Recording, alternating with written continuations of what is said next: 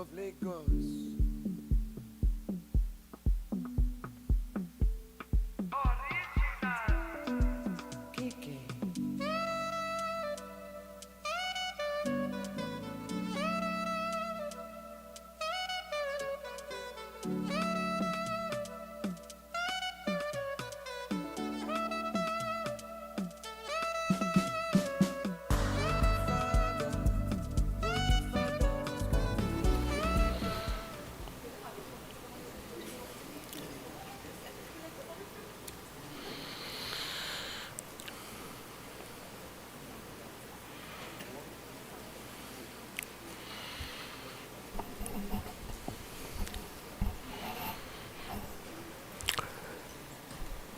Good evening, everyone.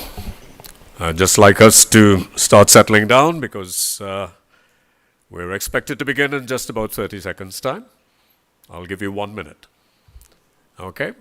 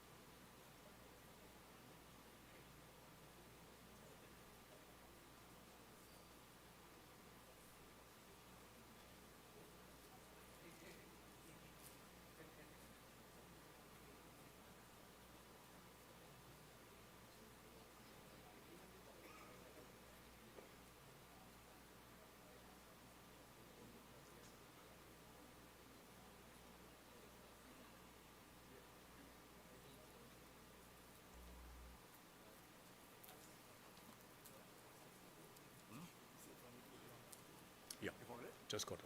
Thanks.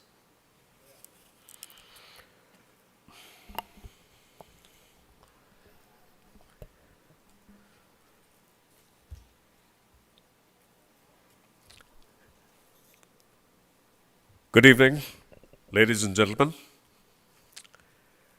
Before we begin the official part of our proceedings, by the way, my name is Hansley Ajoda. I'll be your Master of Ceremonies and taking you through this very important exercise, this first public board meeting of the North Central Regional Health Authority. Before we do so and we begin the official part, as is prudent, we'd like to give you a safety briefing. So I'd like to call on Ms. Candice Ramkilawan from the OSH department to take us through this.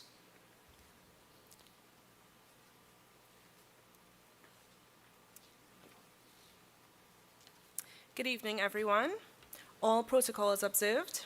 My name is Candice Ramkilawan from the Occupational Safety and Health Department. We want to take now this opportunity to highlight our emergency evacuation procedures. Today, we have no planned drills. Therefore, if you are visually or audibly alerted of an emergency, please remain calm and proceed to the nearest emergency exit. There are 3 emergency exits that can be used. 1 is on my right, and 2 are in front of me, leading down the staircase and out the doors. Please take a moment now to observe the exit that is closest to you. After exiting the amphitheater, proceed in a western direction, following the instruction of the safety and security personnel. This will lead us to car park number 6, muster point 10, which today is our primary muster point. If the primary muster point is compromised, please proceed in a southwestern direction to muster point number 2, east of the veterinary hospital. Thank you for your cooperation, and please enjoy the rest of today's proceedings.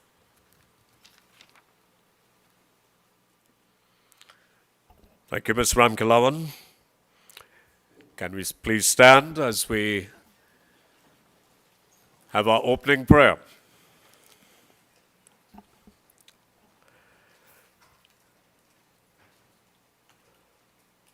God grant me the serenity to accept the things I cannot change, the courage to change the things I can, and the wisdom to know the difference. Living one day at a time, enjoying one moment at a time, accepting hardships as the pathway to peace, taking, as the Lord did, the sinful world as it is, and not as I would have it. Trusting that He will make all things right if I surrender to the Lord's will, that I may be reasonably happy in this life and supremely happy with the Lord forever. Amen. Please remain standing as we play the national anthem of our beloved republic.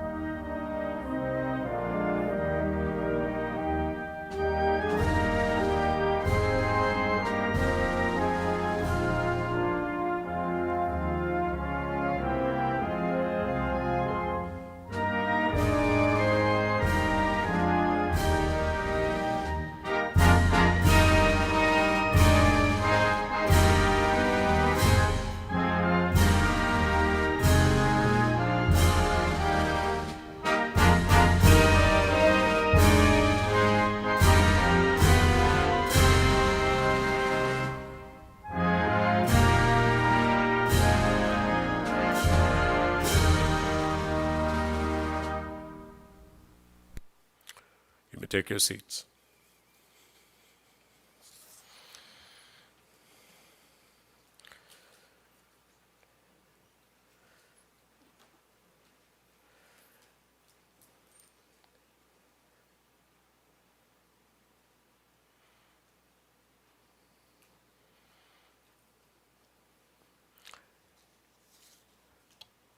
The Honorable Dr. Reshad Seecharan, Minister, the Ministry of Health.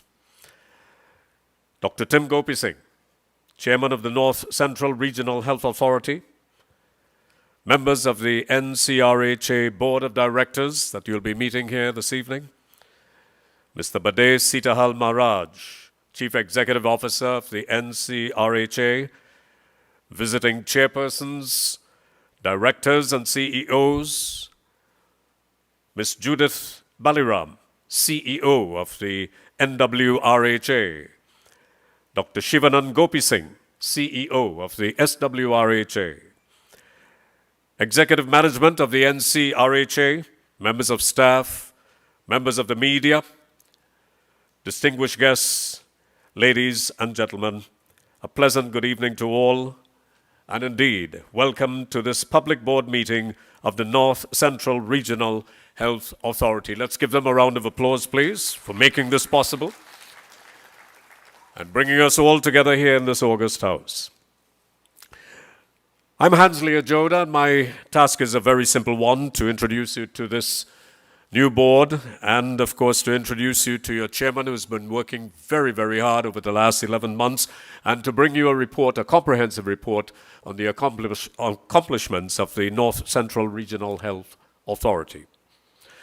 Before we do so, and we start the introduction to the board, I'd just like to run through a couple of guidelines here for this public board meeting. Now, this meeting is intended to be a constructive and collaborative dialogue and information sharing event which helps members of the public to understand the role of the NCRHA and its activities during 2025. These guidelines are offered as a way to maximize the effectiveness of the meeting. And please, we're going to review these guidelines prior to participating in this discussion. So if you will indulge me and crave my indulgence, and mine to yours, I hope most of you have signed in on the registration sheet located at the registration table. This will ensure an official record of your attendance and will facilitate subsequent feedback to you about any concerns you may raise at this meeting. Remember that the NCRHA's directors and executives are here to discuss the achievements of the NCRHA for 2025, plan for the improvement of health care delivery in the NCRHA region, details of the way forward for the NCRHA. For those persons who are employees of the authority, please note that the regional health authorities Regulations 2008 stipulate as follows: an employee should not call a public meeting to consider any actions of the authority or actively participate in the proceedings of a meeting called for such a purpose or procure signatures to any public petition regarding the actions of the authority. An employee shall not solicit the intervention, influence of members of parliament, ministers, members of the board or prominent members of the community to support or advance his individual interest in the authority. Now, please raise your hands if you have a question or indeed a concern. A microphone is going to be passed around. And wait for the facilitator, which is going to be myself, to acknowledge you. And I will, I guarantee you that. All questions should pertain to matters of public interest and not personal concerns. Personal matters will be noted and addressed individually at a subsequent date. When speaking, please state your full name and the area in which you reside within the North Central region. Please do not speak over another person. And, of course, you will be given an opportunity to be heard. That's the purpose of the meeting here this evening. Please do not shout or raise your voice in anger to get your point across. We are certainly all here to listen. And, of course, we hope to be polite to each other. So, And finally, ladies and gentlemen, please respect the agenda timeline. So if I interrupt you, it's not because I'm rude or anything of the sort. It's just simply to manage our time. So I'd ask you to be mindful of that. We are under strict time constraints with the subject matter we have to cover, including responses to questions, and questions should be clearly stated within, and this is the time limit we're going to give you, a minute and a half. I would remind you, in the world of advertising, most major businesses get their message out in a 30-second commercial. So a minute and a half is quite generous, and I'm sure we could condense our points as quickly as possible. And we'll make it a very smooth presentation. I'll be introducing members of the board. Of course, you'll be hearing from our Chief Executive Officer, Mr. Badev Sitahal Maharaj, and indeed our distinguished Chairman, Dr. Tim Gopi Singh, who will be reporting on the achievements over the last 11 months. With that, I'd like to begin now to introduce you to members of the board. I think I'll be directing you to the screen.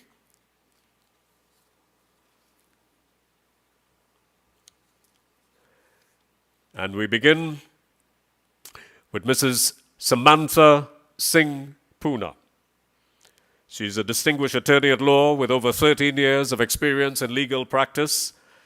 As a private practitioner who is head of her own chambers, she has developed extensive expertise in legal advocacy, governance, and public service. She currently serves as Deputy Chairperson of the North Central Regional Health Authority, where she is committed to promoting sound governance and strategic decision-making. Please give a round of applause, Mrs. Samantha Singh Poona. Dr. Mandreka Bahal is a cardiologist, lecturer, and researcher. He lectures at both the School of Medicine, the University of the West Indies, and the Arthur Lockjack Global School of Business. He is a recognized authority in public policy and public health. Dr. Bahal holds a master's degree in public health, public policy, and business administration, and 2 PhDs in public policy and public health. He has also been ranked among the top 2% of researchers globally in his field. His work has focused extensively on healthcare quality, health systems, strengthening, and patient-oriented care. Please, a round of applause for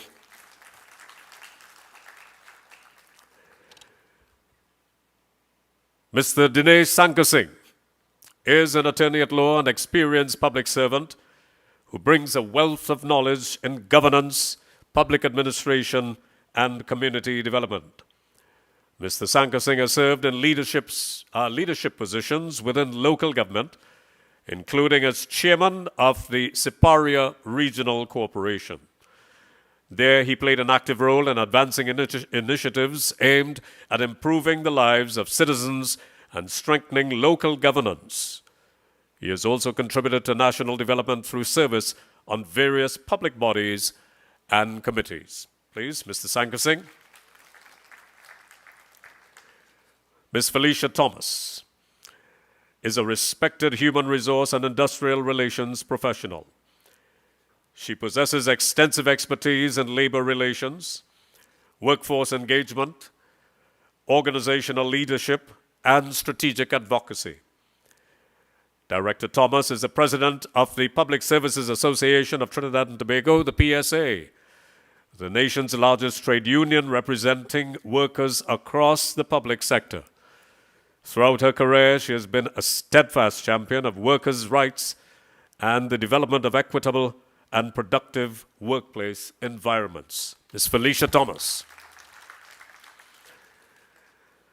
Dr. Boris Mohammed is a distinguished nephrologist and internal medicine specialist with over 3 decades of medical experience. Trained in the United States, he has dedicated much of his career to the Eric Williams Medical Sciences Complex, where he has served as a consultant and head of the Department of Internal Medicine. He currently serves as president of the Medical Board of Trinidad and Tobago and is the founding president of the Trinidad and Tobago Society of Nephrology. Through his clinical leadership, contributions to medical education, and commitment to healthcare development, Dr. Mohammed continues to play a significant role in advancing healthcare in Trinidad and Tobago. Ladies and gentlemen, Dr. Boris Mohammed. Ms. Summer Taylor Duncan is a development statistician with a passion for using data, research, and evidence-based insights to drive meaningful social and economic development.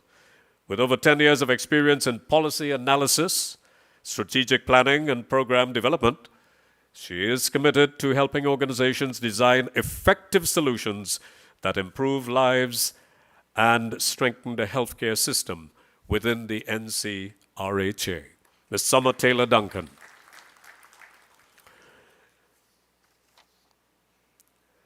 Mrs. Sintra Ramdeo Gosain, a dedicated healthcare professional with more than a decade of experience in the public health sector.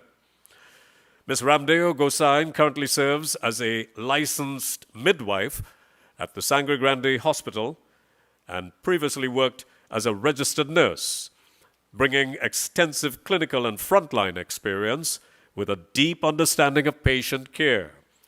She holds a Bachelor of Science degree in general nursing, a Bachelor of Science in midwifery, and a postgraduate diploma in district health visiting.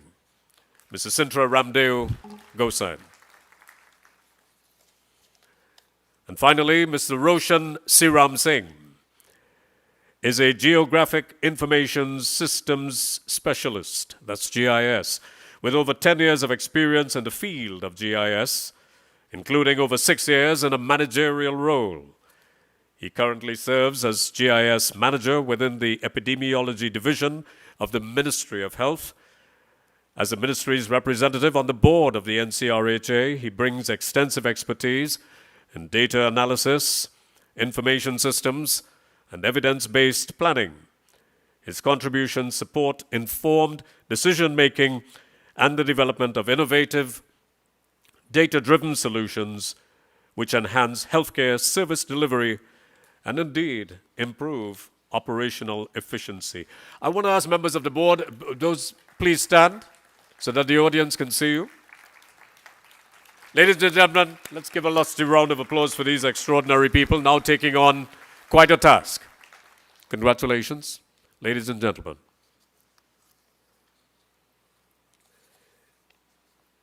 Here to bring you remarks is Mr. Bades Sitahal Maraj. This gentleman is indeed a distinguished national figure whose transformative contributions over the past 45 years have shaped education, interfaith dialogue, and Hindu religious life in Trinidad and Tobago. As a seasoned educator, policymaker, published author, and spiritual leader, his work has impacted generations and institutions alike, merging academic excellence with moral leadership. He is celebrated for his visionary approach to education reform, his unwavering commitment to cultural preservation, and his dedication to national service indeed is laudable. His unique combination of education, skills, and experience enables him to seamlessly perform the role of the Chief Executive Officer of the NCRHA. Ladies and gentlemen, please put your hands together for Chief Executive Officer, Mr. Bades Maraj.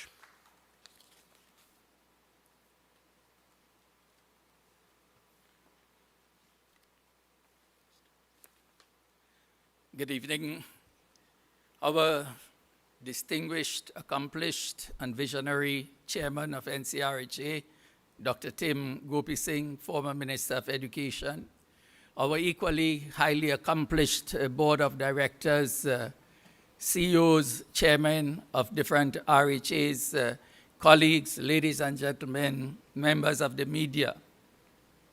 This evening, I simply want to make 4 points, because I have no intention on trespassing on all the things that our chairman will have to share. The first of all is that the chairman of today's proceedings spoke about the public board meeting in reference to sharing of plans, goals, and targets. We also speak of transparency and accountability. All of these words only have meaning and significance when they are visible, tangible, and demonstrable. Because simply words could mean anything, but the evidence of these words really lie when we understand what has happened. So this evening's exercise in this public board meeting will be presenting visible, tangible, and demonstrable achievements in line with the public board meeting. The second point I want to make, if I were to categorize the last 11 months, I would say from travesty to transition to transformation. That's how I would describe the last 11 months. Travesty, because there was an organization requiring a tank of oxygen or more to breathe life into the state that the NCRHA was 11 years ago. But with a quick recalibration, there was a very short period of transition where taking stock, taking analysis of all the things that were required, that transition period lasted very, very short period of time. And then most of the last 11 months have been in the transformation phase because having understood all the things that were happening in the NCRHA and understanding the deep-rootedness of the level of the problems led to the design of solutions. And so therefore the third point this evening is about structure and strategy, because nothing can be accomplished if we do not have systems, structures, and strategies. So a lot of work in the last 11 months have placed emphasis on the design of systems, structures, and strategies. Otherwise, if we do not understand the integration of a system, if we do not understand the supporting structures, then we'll never arrive at the appropriate strategy to achieve transformation. So that's the third point. And the fourth point is that to lead to success, one must have plans, one must have processes, and one must have policy. Without plans, processes, and policy, we are always speculating, conjecturing, and making analyses that are not based on hardcore evidence. So the last 11 months have been also about the design of clear, well-defined plans, understanding how the well-defined plans are to be implemented and executed, what are the processes that will drive these plans, and ultimately what is the overarching policy direction that will be set to ensure the success of the NCRHA. So that much of the 11 months, I would say, have been spent on these four important principles. When we have a sound knowledge of these principles, when we understand how to approach and the methodology of the task in dealing with each of these four phases, then we are well set to accomplish things in a short span of time, because the depth of the understanding, the depth of the analysis will lead us to successful outcomes. So the output will be achieved, the goal will be achieved, and certainly success will be achieved. Thank you very much for being here today.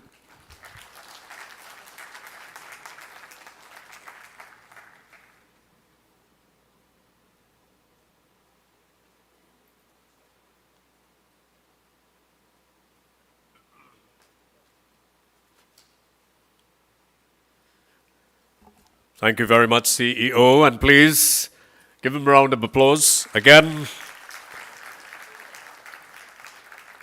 It's quite an inspiring speech. Thank you very much for that, sir. I'd like to welcome the chairman of the ERHA, Mr. Sandeep Maharaj, is here. Yes.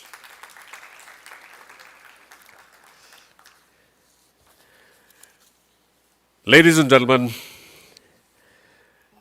Our next speaker is somebody I consider to be a national hero, and he'll be addressing you shortly. But I'll put it into the context of the notes that are now before me. He is the chairman of the board of the North Central Regional Health Authority, a distinguished physician, educator, and public servant with a career spanning more than 5 decades, a national awardee, and an accomplished cricketer. You go into the Wisden, you'll find his name there, among all the greats of the cricketing world. Dr. Tim Gopi Singh is a medical graduate of the University of the West Indies. He has devoted nearly 52 years to medicine, including 46 years as a consultant obstetrician and gynecologist, and 38 years as a gynecological oncologist. He pursued postgraduate training at the University of London, the Johns Hopkins University, and the University of Toronto, and has trained and worked in 19 hospitals internationally. A pioneer in healthcare, he introduced laparoscopic surgery to Trinidad and Tobago in 1982 and became the Caribbean's first gynecological oncologist in 1988. He currently serves as the vice president of the Caribbean Gynecologic Cancer Society. His academic contributions include presenting scientific papers in more than 40 cities worldwide and publishing over 33 internationally accredited scientific journal articles. He also served as associate professor and clinical dean at the University of the West Indies. Dr. Gopi Singh has also enjoyed an extensive career in public service, having served as a senator, a member of parliament, minister of education, where he distinguished himself, chairman of both the Northwest and Central Regional Health Authorities, where he also distinguished himself, and several other national leadership roles. Before his distinguished career in medicine and public service, as I said, he was also a national cricketer, representing Trinidad and Tobago against international touring teams, including Australia and New Zealand, while maintaining one of the country's top bowling averages during the mid-1970s. Just ask Sir Richard Hadley.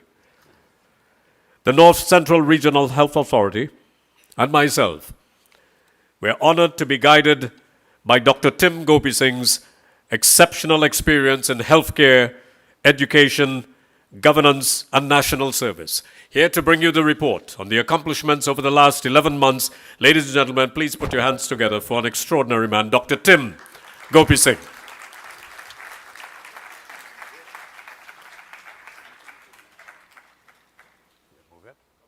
Yeah, come. Thank you, Anthony. You're welcome.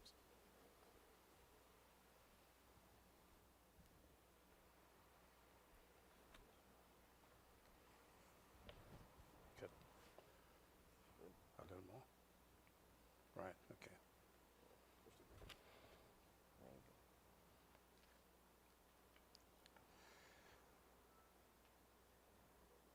Thank you very much. Well, thank you very much, my distinguished friend for over 30 years, Hansley Ajoda, and Master of Ceremonies for this evening. My board of directors, colleagues, it's a privilege to be your team leader, our chief executive officer, chairman of the Eastern Regional Health Authority, who speaks with me almost on a daily basis, Sandeep Maharaj, the CEO of the Southwest Regional Authority, the CEO of the Northwest Regional Authority. And if I have forgotten anybody, I haven't seen them in the audience as yet, not focus on them. Ladies and gentlemen, my executive members of the North Central Regional Authority, our three distinguished doctors who have been the Director of Health, the Director of Secondary and Tertiary Services, our medical chiefs of staffs of the various hospitals, distinguished ladies and gentlemen, all of you who have taken your time off this evening to be with us. At this time of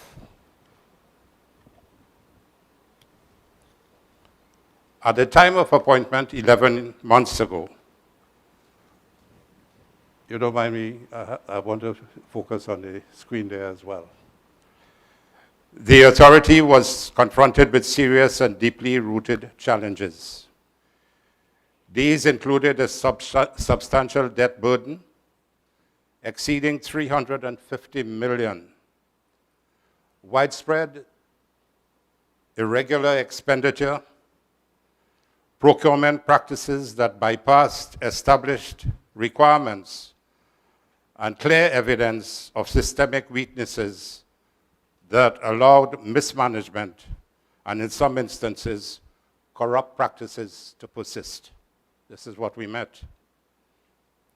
Immediate action was required to arrest financial leakage, restore proper governance, and stabilize the institution. Over the past 11 months, the authority has undertaken a structured program of corrective measures. These have focused on enforcing financial discipline, identifying and addressing irregular payments, restoring merit-based management, strengthening procurement oversight, and improving the delivery of clinical services.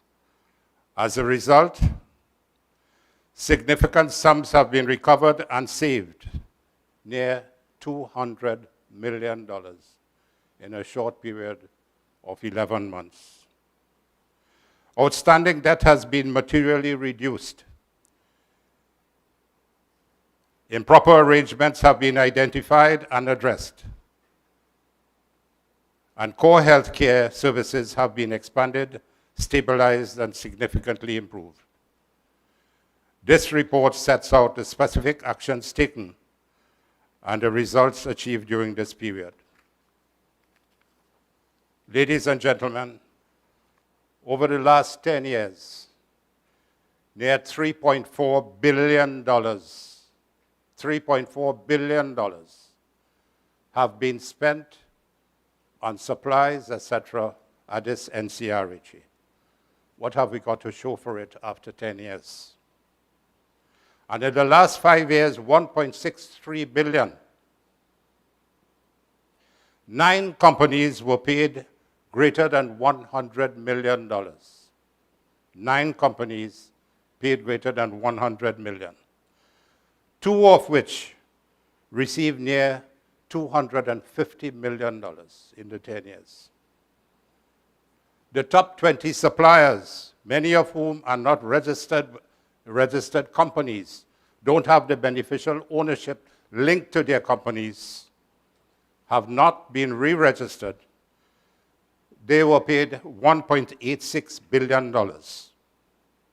One company was paid $124 million in a 2-year period.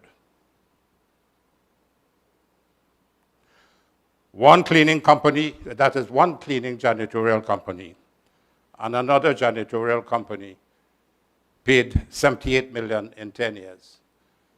And all of these are operating without any contracts, without any tendering procedures, right here at your NCRHA. This is what we met.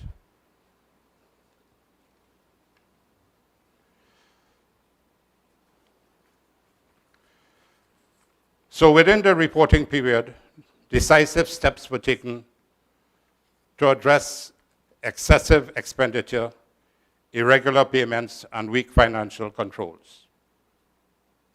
And we identified over $200 million and prevented and recovered from mismanagement, corruption, nepotism, and payments made without proper contractual arrangements. Expenditure in key areas had been reduced, including security by $30 million per year, Janitorial services by another 30 million per year. Rental of vehicles. We had ghost vehicles. 353 vehicles were identified, many of which were not in legitimate use, which we reduced to 23 vehicles, resulting in savings of approximately 20 million per annum. The authority identified and dismantled irregular practices within the nursing pool overtime system, resulting in the elimination of overtime expenditure pattern estimated at approximately 36 million per annum. Additional cost control measures across operations, including procurement, consumables, utilities, and administrative systems, have generated substantial recurrent savings. Debt reduction and supplier payments. At the time of appointment 11 months ago, more than 500 suppliers were owed in excess of $350 million. Within 8 months, outstanding debt was reduced to less than $150 million from the $350 million, and the number of suppliers being owed were reduced to approximately, from 521 suppliers, we reduced it to 100 suppliers, and we're going on to pay them, but of course, legally so. So payments exceeding almost 200 million were processed to suppliers. These actions restored supplier confidence and ensured continuity of essential services. So, distinguished ladies and gentlemen,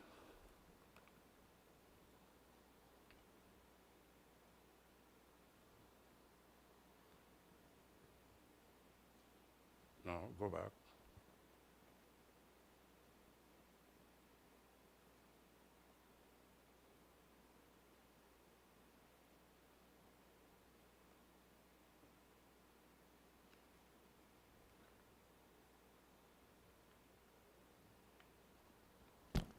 Can I go to the slide with the photos of the hospital, the various hospitals we are serving?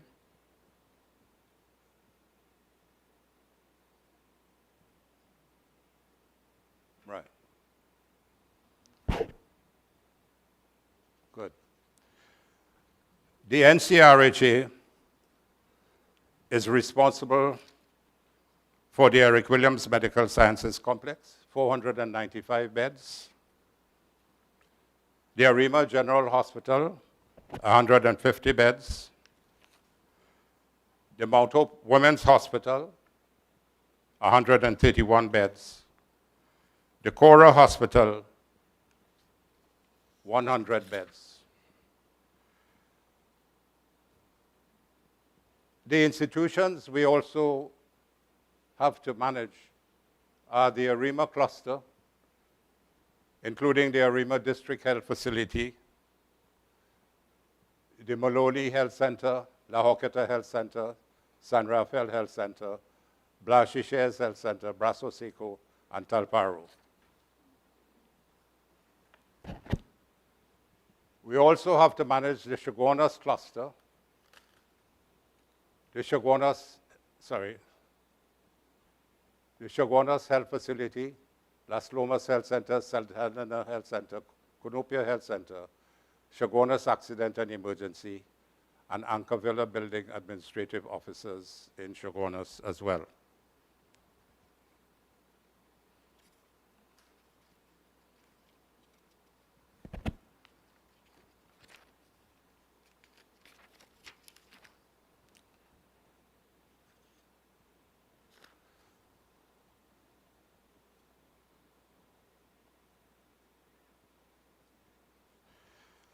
So let's talk about the healthcare delivery at the NCRHA.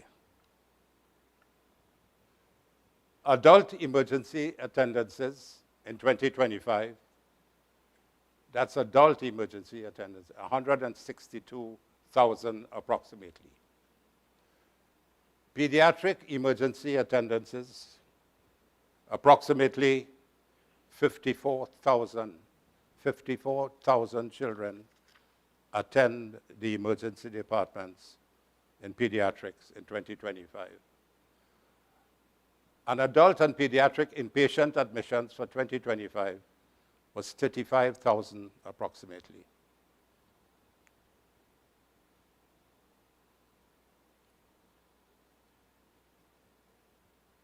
Childbirths, 2,867 at the Mount Hope Women's Hospital.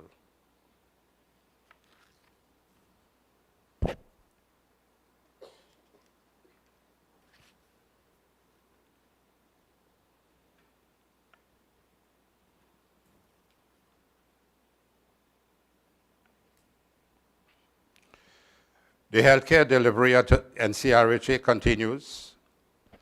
Radiology procedures in 2025, 266,000 radiologic procedures, including x-rays and so on. Laboratory procedures, lab tests.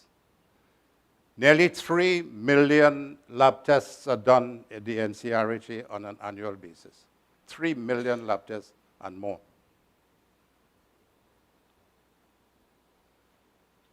Maternal and child health clinic attendance, 43,000. And childbirths, as we said, 2,867. So the reality we inherited,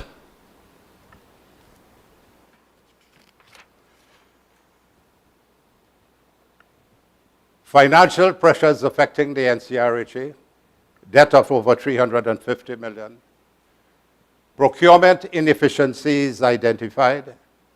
The procurement was not procurement. Operational constraints affecting service delivery. Operational constraints. We met an organization without any tangible reporting system and any type of managerial competence. We needed, for strength, strengthened oversight and accountability. So what were the corrective measures we took immediately? Financial management and expenditure control.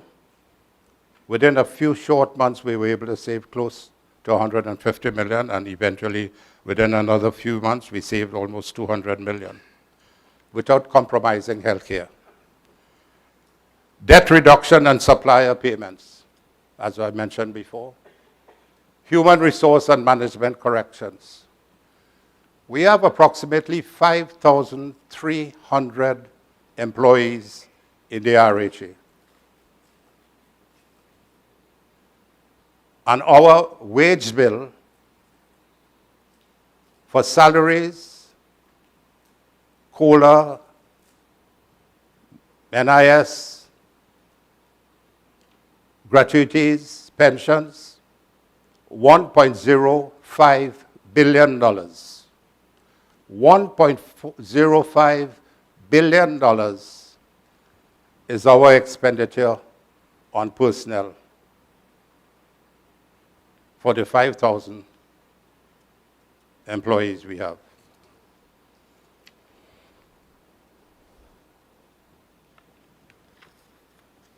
So I will go through each one of these very quickly. The surgical services and specialized care, infrastructure and facility improvements, access to primary and community health services, industrial relations and staff deployment, legal and governance measures.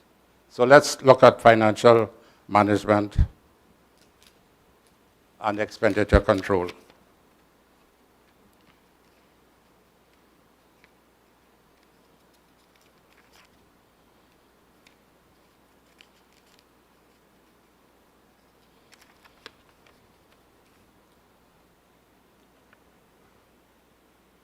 So I said over 150 is more close to 200 million identified, prevented, and recovered from mismanagement. Expenditures significantly reduced in key areas including security, janitorial. We identified overpayment, including one contractor, as I said, receiving approximately 120 million over a 2-year period. That's shameful and disgraceful. And the checks were signed by, what is it called? What type of, from the finance department? Transaction check. It was signed by transactions. So somebody put in a voucher and just signed and given, money paid.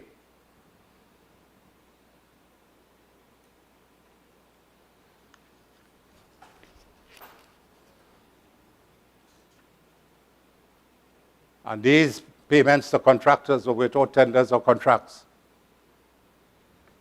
One janitorial company was functioning for 17 years, and they want to sue the NCRHA recently for 400 and something million, I said. They think that we owe them.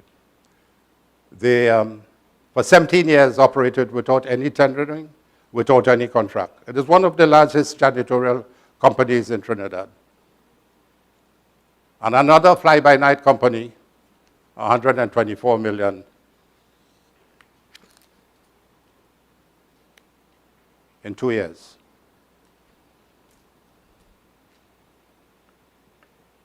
I spoke to you about these ghost vehicles.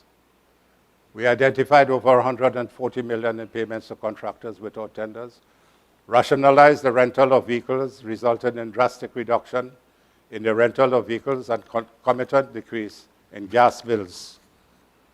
The gas bills used to be something like 3 to 4 million a year. The 350 ghost vehicles used to fill up, but they're now working for the NCRHA. We needed only about 20 vehicles. That's what we met.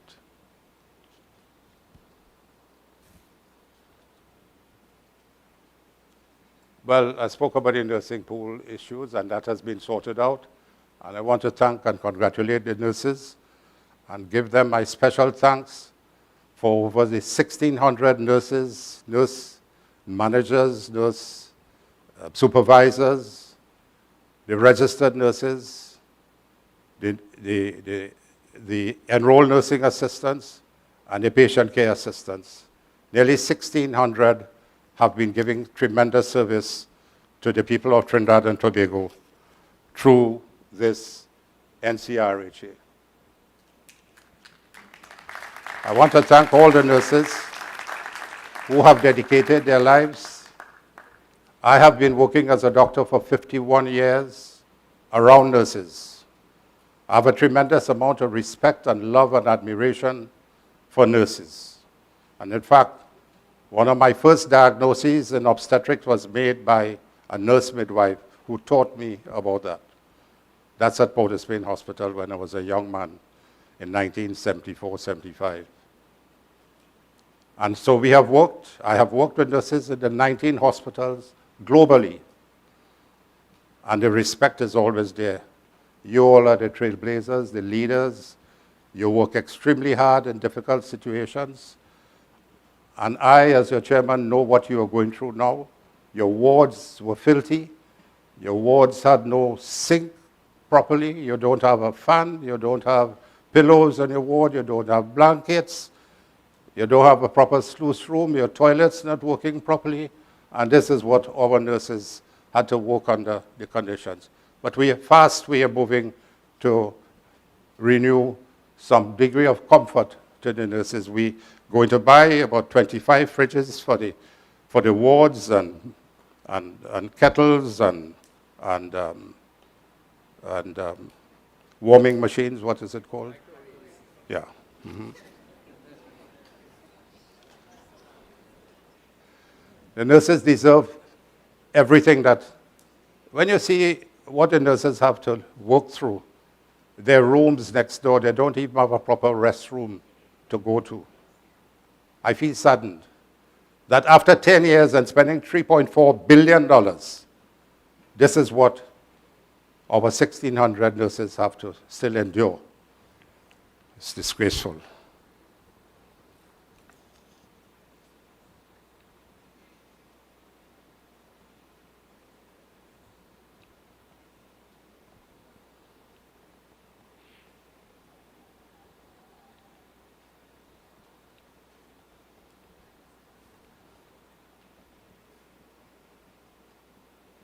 Yes, so we have recruited over 100 nurses. I think it's closer to 100, but we're about 76 now, and the rest are joining us in July. 74 came in and March to May, and we're also continuing to recruit doctors as well.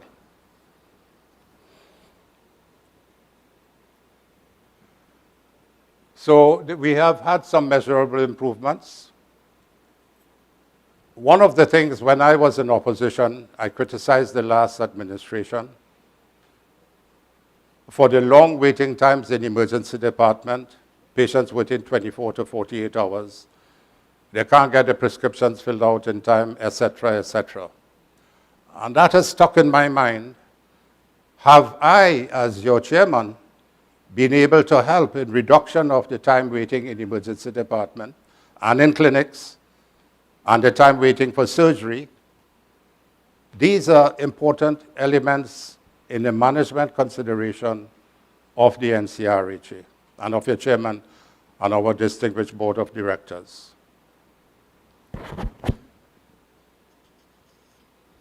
Do you know we have nearly 1 million patient visits in the NCRHA annually? Nearly 1 million patient visits, serving a population of about 500,000. But we get a spillover from Sandeep's eastern region, we get a spillover from northwest region, and we have a small spillover from the south region. But we are prepared to continue to work for the benefit of all citizens of Trinidad and Tobago. So these are just some of the small things that I'm putting up front. Clinical services, 32 wall-mounted cardiac monitors, 22 for the high dependency unit, and 10 for the adult intensive care unit. These are things that, so we continue real-time tracking, faster emergency response, decluttered bedside, and streamlined data monitoring. 16 cardiac monitors have been purchased, acquisition of 16 new cardiac monitors for the pediatric wards, so specialized monitoring for critical child care. 2 greasy S20 syringe pumps. They are small things, but they help in, the nurses know that these help them in managing the infusion of patients over a time period instead of they having to sit by and wait and infuse very slowly. So it enhances safe and accurate medication administration through controlled infusion delivery, improves patient safety by ensuring precise closing of critical medications and fluids. 17 infusion pumps, acquisition of 5 Mindray infusion pumps for Chaguanas, 2 infusion pumps for EWMSC for the cardiovascular services, and 10 infusion pumps for the Mount Hope Women's Hospital. Accident and emergency. When the ambulances bring the patient in accident and emergency, if you do not have trolleys to offload the patients, the ambulances have to wait 3 to 4 hours before they can have the ambulance available to go on another call. And that is because of there were lack of trolleys. We have purchased about 15 new trolleys, so the ambulances can offload their patients very quickly and go about their business. So we have improved a new triage area here.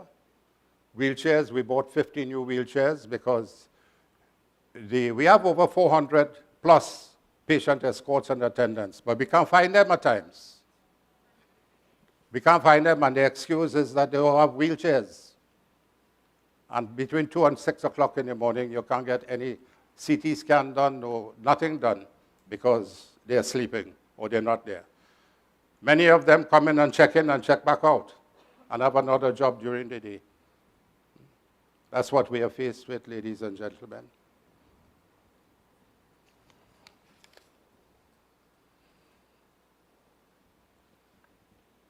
Accident and emergency, syringe pumps, a new ultrasound machine, gang chairs. We purchased nearly 500 chairs for the institution, all broken down. People can't sit on them, rusty, everything mashed up. We bought a 500, we have another 300 to purchase again. So we have these: Diabetes Wellness Center, Medical Outpatient Clinic, Dialysis Unit. We have bought a 104-seater and 53 3-seater for Rima, Chaguanas, and St. Joseph. So we have introduced these across multiple facilities, improve patient seating capacity, comfort, and overall patient experience within waiting term. Upgrade of the emergency department.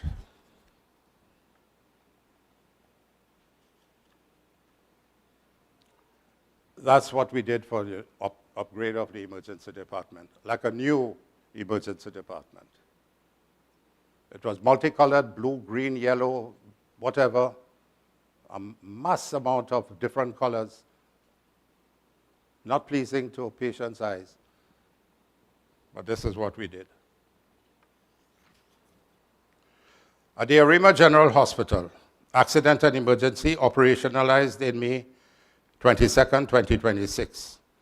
We successfully relocated accident and emergency services from the ADHF to that's the Arima District Health Facility, to the Arima General Hospital.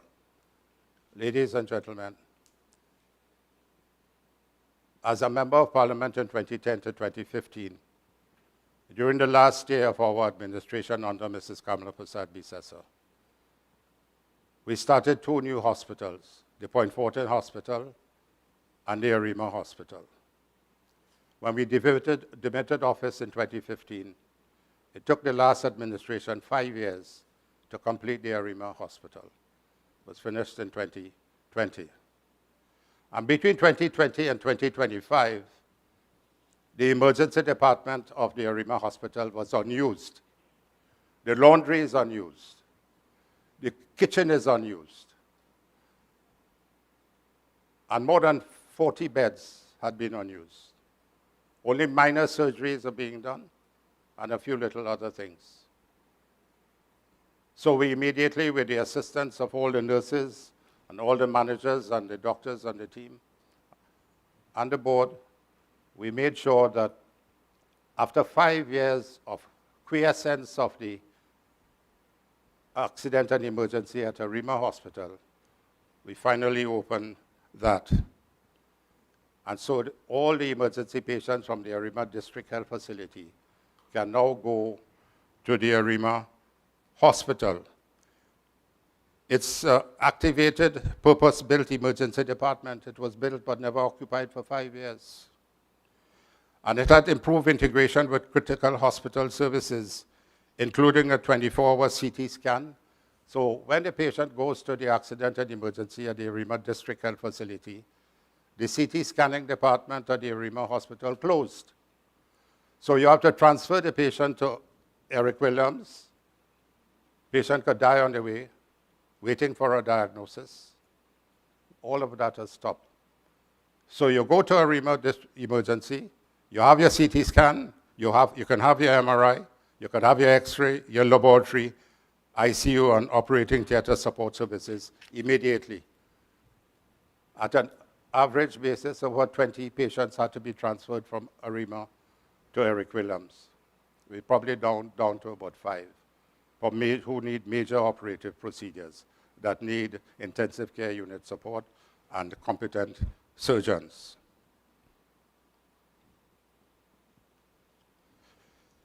So the Arima General Hospital Accident and Emergency was operationalized on May 20th, 2026. And I thank each and every one who contributed towards that movement from the Arima District Health Facility to the Arima General Hospital. You all know who you are. Sincere congratulations. And thank you. Mental health services, distinguished ladies and gentlemen. Arima was also built for inpatient psychiatric care, custom built. They have steel washrooms and toilets, steam toilets. So it was made to have a ward for psychiatry patients. We had a ward here with 25 psychiatry beds and so on. We transferred them there. The patients are doing very well and being very well managed. So that was commissioned on April 27th, to 2026. So there's improved access to inpatient psychiatric services, enhanced multidisciplinary care, and expanded mental health service capacity.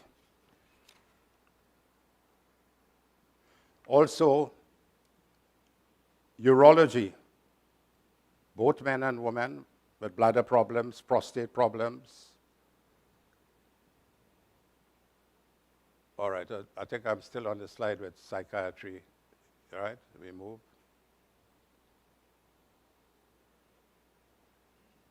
Urology services, we moved a substantial part from EWMSE. We began operating at Arima General Hospital with effect from 13th April 2026, this year. And procedures increased from 12 cases in March to 35 following implementation. The output now is more than doubled to 74 procedures in last month compared to April 2026.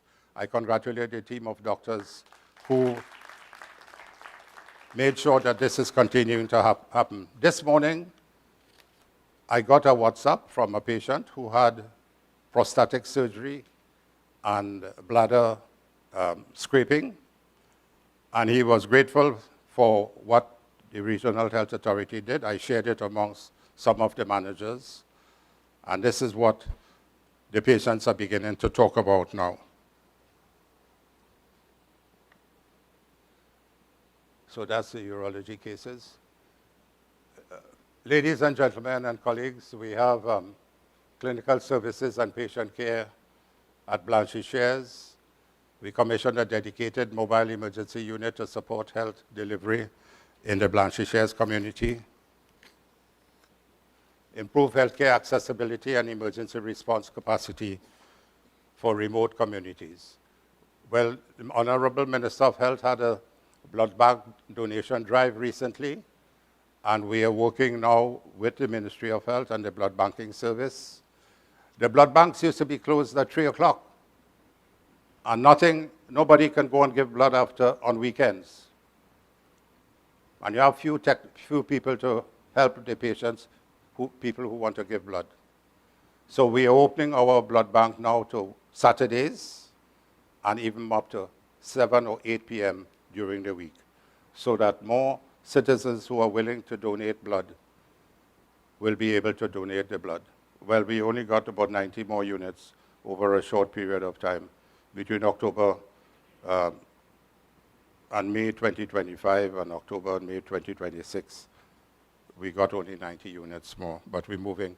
I think the amount of blood we need in the country is about 45,000 units of blood, and we only donate about 20,000 units.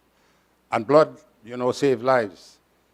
All the platelets we have for all the patients with different medical diseases, and the cryoprecipitate, and the platelets, and the serum that we need for a lot of patients, they're manufactured from the blood. And so we need a lot more blood to save patients' lives. I remember my own story. One of my patients received the equivalent of 45 units of blood, and we saved her life. Dr. Benjamin will remember that patient. And every time we took her to theater because she was bleeding, she would say, "Doctor, I'm dying."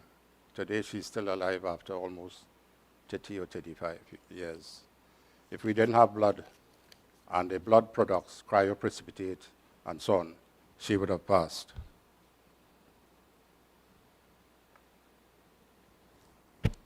So for almost everything you need blood.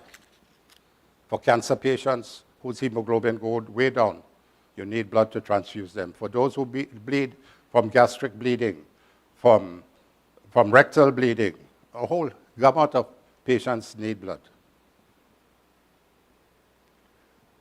The pharmacy improvements, we have the manager of pharmacy here. I believe we have over 75 pharmacists working throughout our institutions.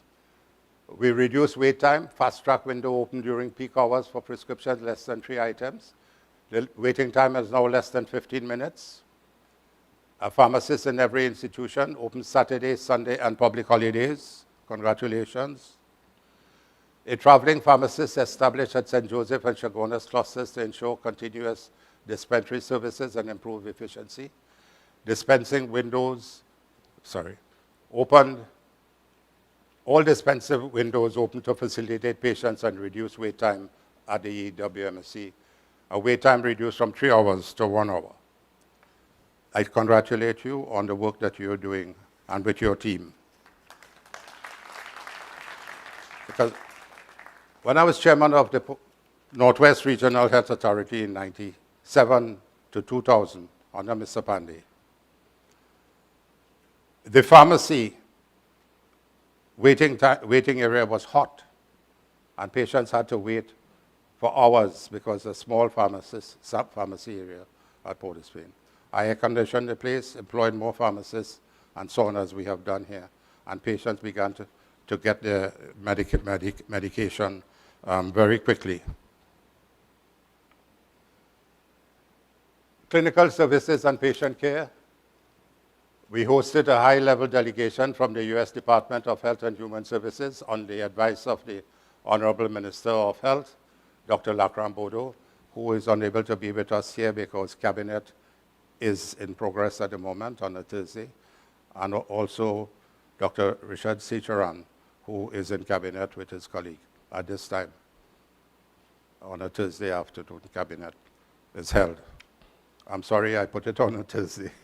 So it was a little misconnect on my part.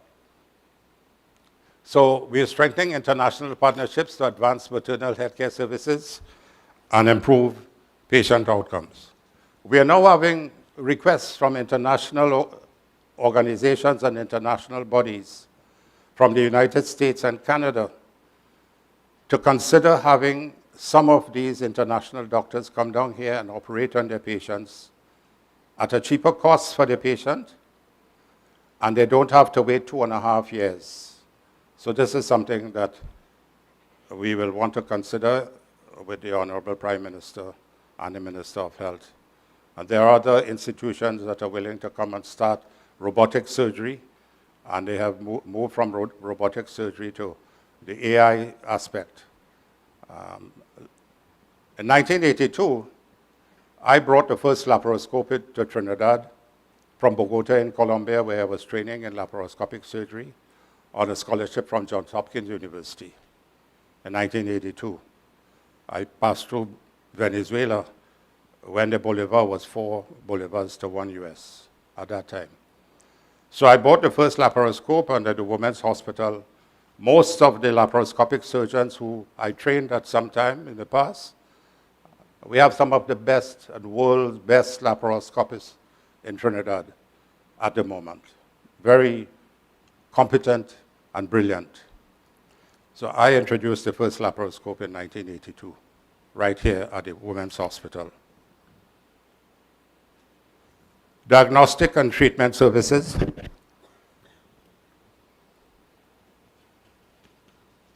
Let's look at this slide, ladies and gentlemen. 178,000 X-rays are done on an annual basis. MRI scan, nearly 4,500.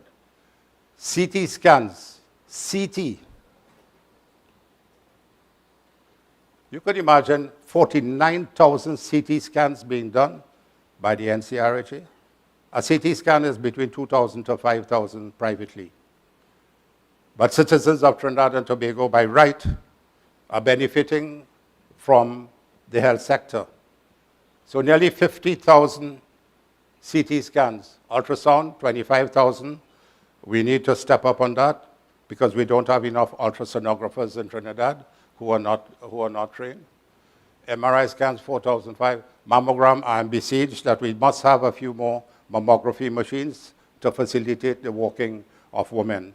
Every woman above 40 should have a mammogram every year until death. And so we have to learn to provide that. And of course, your pap smears and so on, your pelvic examination. As a gynecologist, I'm preaching a little bit here.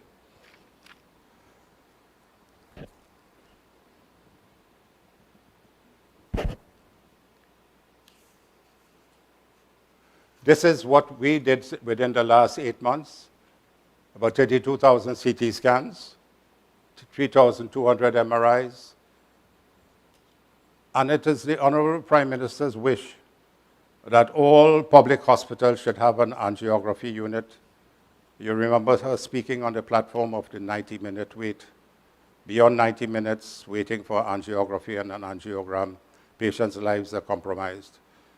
Well, we can boast that in EWMSC, I believe this is the only institution that has an angiography unit, and no minister, Bodo, is working feverishly to get the other hospitals, major hospitals, to have the angiography units. And Dr. Benjamin has assisted me and the team in ensuring that we now do angiography on Saturdays and even late at evenings. We bought 10 new beds for patients to be able to be transferred from the angiography unit, and angiograms which save lives. If you get a patient within 90 minutes, you can save their life by doing what you have to do. And stenting. We do almost 1,500 of these per year now. We have increased it from about 1,100 angiograms to about 1,500 angiograms.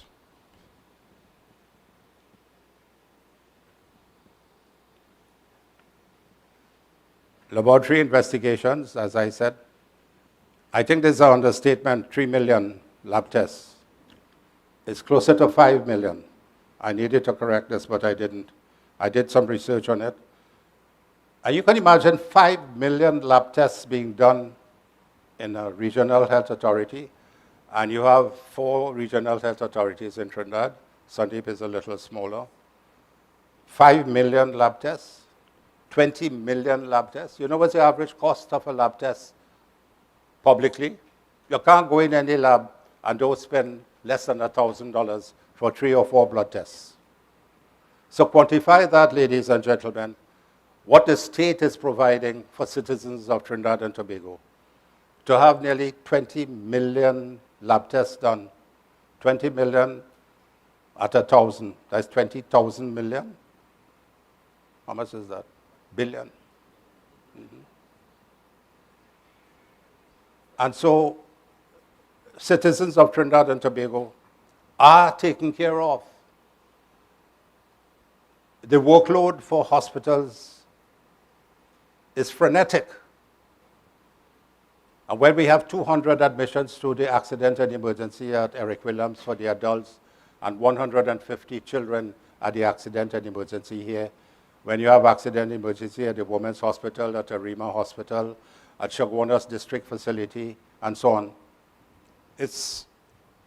So we do endoscopies as well, things like gastroscopy, colonoscopy. These are things, we didn't have any of these functional apparatus within the last year, and we now have about 6 gastroscopes and a few more endoscopy equipment. And here is the big story. We have another CT scanner. We have 2 CT scanners now. One was funded under the lung cancer screening program in cooperation with the IADB, and we continue to partner with them in advancing healthcare. So all thoracic cases, thoracic cancers, lung cancers, and so on, we have that special dedicated CT machine operating. And that's why we can do 46,000 CT in 1 year. We are getting a third. There's a part of it that is missing. We are not getting the suppliers of these machines. When they get a contract to bring in these machines, they get the millions before upfront, 6 to 7 million, and they abandon you. To get a piece of equipment fixed, you have to beg them. And some of them not even operating, like Siemens and Philips and so on, who are the agents for these. So we have a third CT machine to fix, and we can't get the parts, but eventually we're getting it done.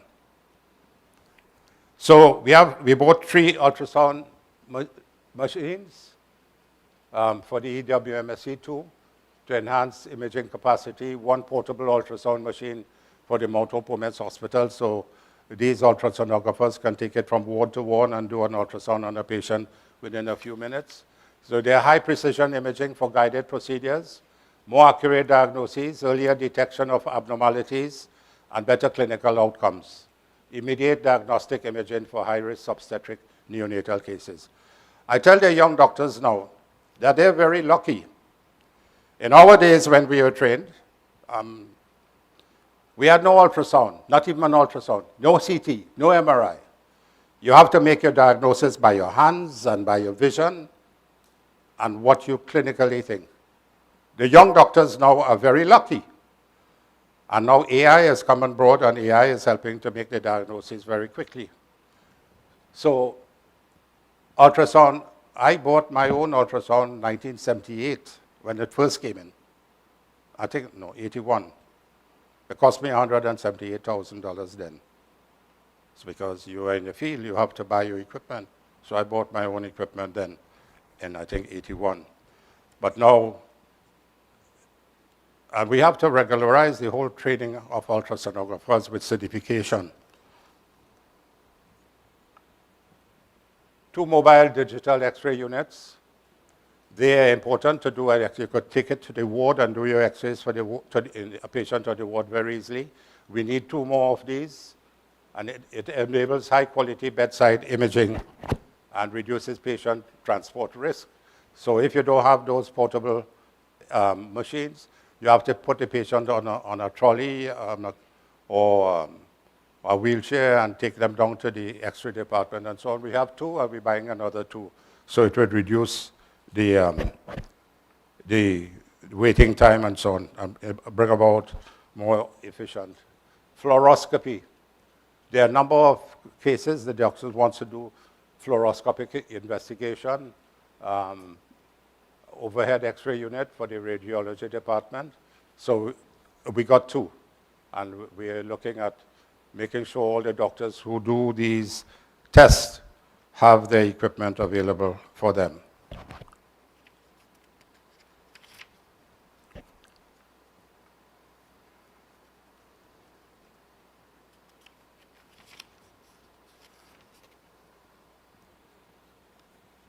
The optical coherence tomography OCT machine for the ophthalmology clinic at EWMSC.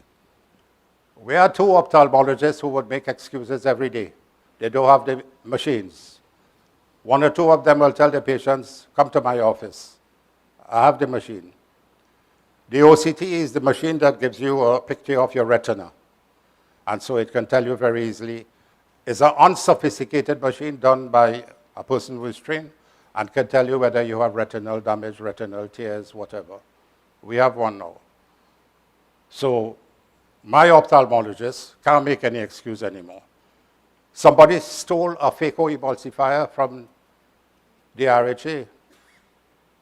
A phacoemulsifier is one that goes to the lens and extracts the lens very easily. So you don't have to make a big incision into the eye. And the phacoemulsifier suctions the lens so that you can have your cataract replaced. 3 ECG machines. Everywhere you go, you need an ECG. Most of the admissions in the hospitals are cardiology, as Dr. Says will tell us. So we have one at Chaguanas. We have echocardiography. When you have chest pains and so on, the first basic thing that the cardiologist will want to do, of course, is an ECG and then an echo to see whether all your chambers of your heart are working properly and all the arterioles are supplying the various chambers properly, and they could make a quick diagnosis of whether you have arteriolar damage in your heart.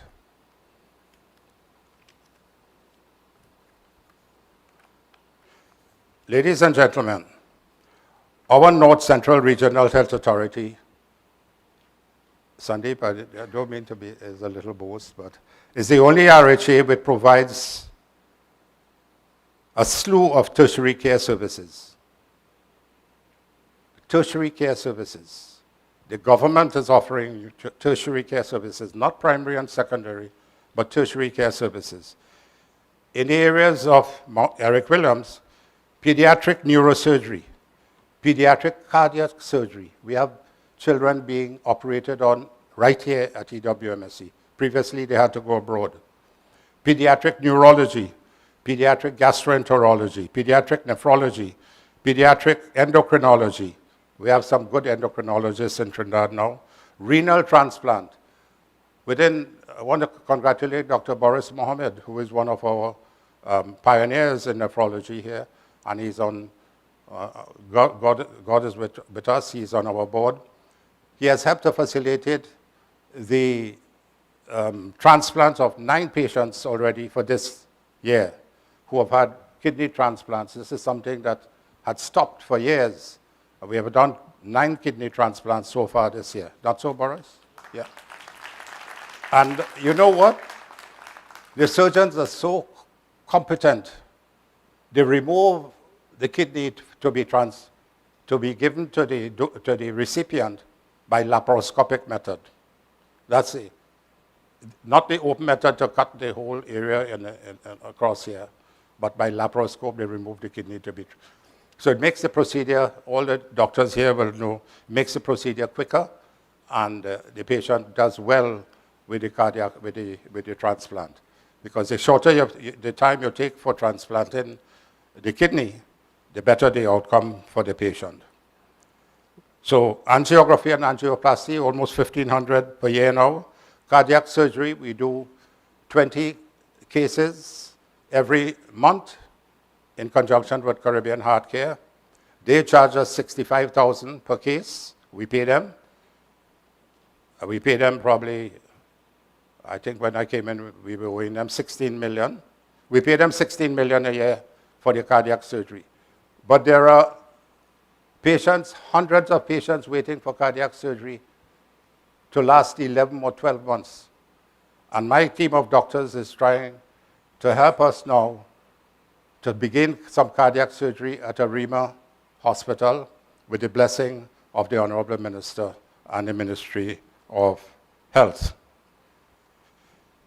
Peripheral vascular intervention surgery and interventional radiology. Surgery. How many cases are done now at EWMSC? When we came in, ladies and gentlemen, after the last administration spent for 10 years $3.4 billion, we found only 2 of the 8 operating theaters functional. What a shame and disgrace. 2 out of 8. 6 were not working. 6 air conditioning systems were non-functional. The theaters were in a mess. No operating theater lights. 2 operating theater tables missing. Man, it was a mess.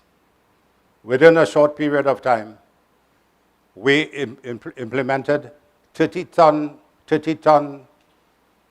air conditioning systems in about 5 of the operating theaters. Now the nurses are complaining it's a little too cold, but that's all right. And so 5 operating theaters now, we've provided 30-ton units, and cranes came in and put in the units. So we now have 7 units working. And our team of doctors, the Director of Health and the Secondary and Tertiary Services and so on, and the administrative capacity of the managers and so on are working feverishly. We are now continuing surgery beyond the 2:30 or 3 o'clock time up to 6 in the evening. We are paying the nurses for the extra time that they work. And we started surgery on weekends to wipe out the backlog of surgical cases, thousands of them. And we are working with all other RHAs to wipe out the backlog of minor surgical cases in conjunction with the Ministry of Health at the Couva Hospital. I think we have done, Dr. Benjamin, about 200 or 300 so far from our RHA. So how much surgical procedures we do? So we have additional theaters commissioned to support surgical demand. We introduced oral and maxillofacial surgical unit. Motor vehicle accidents. Recently, within the last month, the orofacial maxillary surgeon sent me some photographs of 2 persons in accidents, and the face was mashed up. bones all over the place. And they're very competent team. And we gave them all the support that they needed to reconstruct the entire face and head and jaws and so on, mandibles. And these two patients have done very well. We have very competent orofacial maxillary surgeons in Trinidad, but we are wanting to train more. Well, I spoke about the renal transplant and strengthening of cardiac services with a significant increase in angiography and so on. Renal transplant, we spoke about that. Surgical services across hospitals. Ladies and gentlemen, it gives me great pride and privilege to say that the EWMSC we do 7,200 surgical cases, I checked, within a 1-year period. We did 3,000 surgical cases at the Mount Hope Women's Hospital, 8,000 surgical procedures at the dental hospital, 1,300 at the vet clinic, 2,000 at the maxillofacial clinic, dental work. So the maxillofacial surgeons come in and give some help to the dental surgeons, and 1,200 at the Arima General Hospital. So approximately 22,500 surgical cases are done in the NCRHA or have been done within 1 year. That is phenomenal, phenomenal. Patients in this country are very lucky. There might be a lot of grumbling from time to time, and my phone is overloaded on a daily basis with about 20 different calls wanting help. We try to help as best as possible. We have a team dedicated to trying to help the patients who call in, and we do our best for our patients. And we continue to work and aspire to ensure that all our patients on backlogs are being brought forward as quickly as possible. We're going to establish a hotline with about 3 or 4 different persons operating the hotlines. So those citizens of Trinidad and Tobago who were booked for surgery and who did not have the surgery and they're waiting for a period of time, we will establish that within probably about 2 weeks' time, and so we will be collecting the information. But we have been having people from within the institution here calling all those who were on the waiting list, some of whom don't respond, and we have taken a close note of all the waiting lists for surgical operations.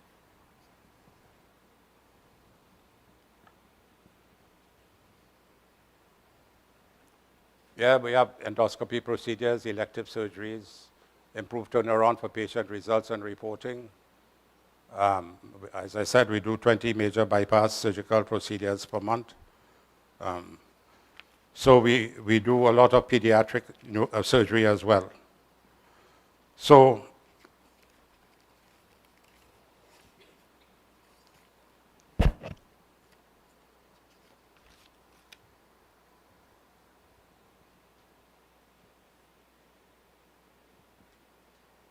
these are little instruments.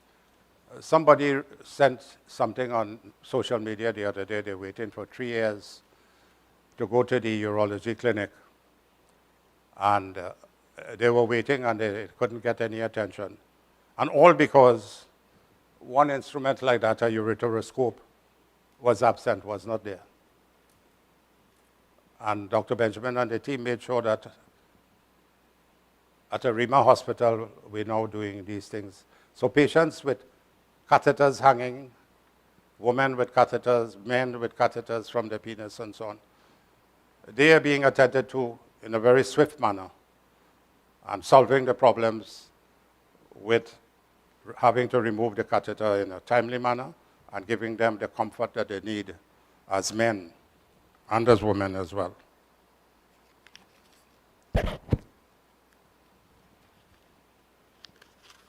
Dialysis machines. I believe we do 12,000 dialysis procedures per year at EWMSC. And Dr. Boris Mohammed has been one of the main doctors at EWMSC for years, helping patients with dialysis.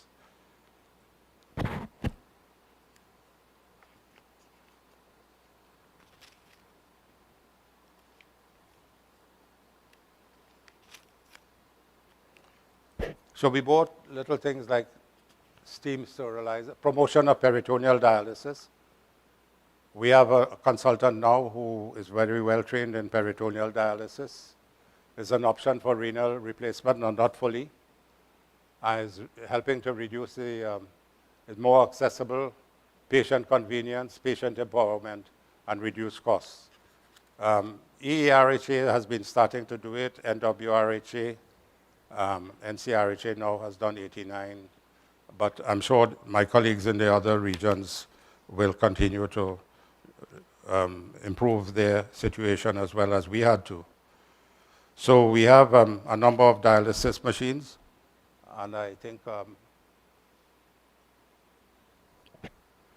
as I said, 12,000 is done annually.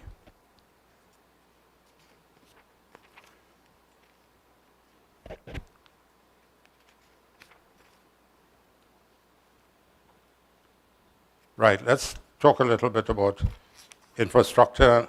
I will be closing pretty shortly. I want to hear what you all have to say. When we came in here, a transformer had been bought 4 years ago, and EWMSC was operating on one transformer. If electricity goes and that transformer blows, everything shut down. Patients in ICU in problem, patients in operating theater in problem. So immediately, we went on to get TNTech to come in and give us some help, and we put in the transformer. We had to shut down a weekend, 2 days, to put that transformer in. So we made sure that the ICU patients were transferred to ARIMA, and CT and MRI machines had to be put down because it's high mega voltage. And so we were successful in getting that transformer. So we have 2 transformers now. 2 transformers working. And I visited the department there with them on the day that they were doing it, the Saturday and Sunday, and we got it going successfully. And I congratulate the engineering team. I see some of our engineering professionals are here, and you all did a phenomenal job. But nothing goes, look, installation of the new 7.5 mega voltage electrical transformer system on the electrical grid in September last year. I came in August.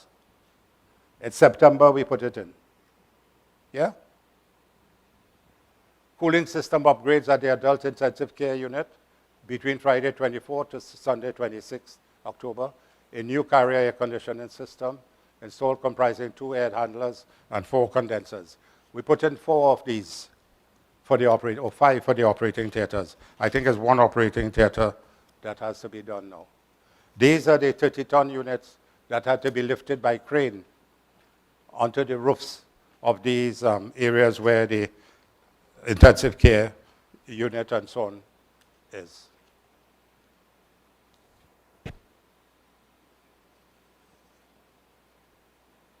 That's all the electrical system that goes with it.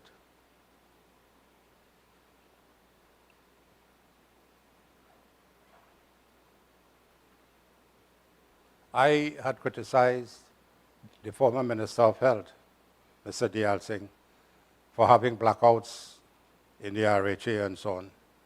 And I could understand why these blackouts were occurring. Because he had a non-performing team for 10 years. So if I could come in and in 1 month help to put in a new transformer unit. You know why? When I was chairman of the Northwest Regional Authority between 1996 and 2000 under Mr. Pandey, within 2 months of coming into office, one night, total outage in Port of Spain Hospital. Patients in the operating theater on intubation, patient being intubated and so on. 5 patients were in the operating theaters being in. Blackout. Boy, I panicked. And thank God for the nurses and the doctors. They kept those patients alive by ambu bags, squeezing oxygen into their lungs. We didn't lose any baby, any patient. And within 1 week, I made sure that we had standby generators for each one of the institutions. I was responsible for Port of Spain, St. James, and St. Anne's Hospital, and the maternity section as well. So I learned early that these things you don't mess around with. That, and you see oxygen for patients, that's most important. So we came here, find a place in darkness, driving out 7 o'clock, 8 o'clock in the night, Mount Open, black. All the lighting system down. So we did an analysis with TNTech. We put 102 lighting systems back in order. We replaced 43 electricity poles that were rotting. And over 3,000 ceiling lights. You see them here? The ceiling lights, look at here. 3,000 of these we changed. So where were we in darkness? Forgive me, distinguished citizens of Trinidad and Tobago. I am ashamed of the performance of the last board. I'm ashamed of the performance of the leadership of these boards for 10 years.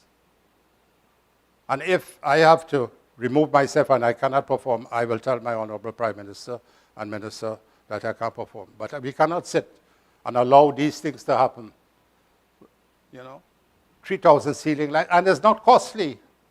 It's not costly to do it. The money that they wasted and they pilfered and so on could have been used for this. Yeah. So lighting upgrades. Look how this place looks now. The ceilings were falling all over the place. Look at the area for the clinic. Look how nice and clean the place is. It's like an international hospital. We have to improve the area there in the clinic. Look at the environment of the NCRHA now. You drive in here and you feel you are in an international hospital. The place is clean. The lawns are taken care of. The curb walls are painted. The seating areas, we have to get more seats. We have to get more bins. But the managers will tell you that I am with them on a daily basis. I drive into the hospital and I see things all over the place scattered. I will call Marsha Samaru. Marsha is with us here. And I'd say, Marsha, what's happening here, girl? And they will deal with it. And I want to congratulate the Chief Executive Officer, Mr. Bade Sita Al-Baraj, for his tremendous input into this to ensuring quality type of environment for the NCRHA in all areas. Congrats, Bade, and thank you.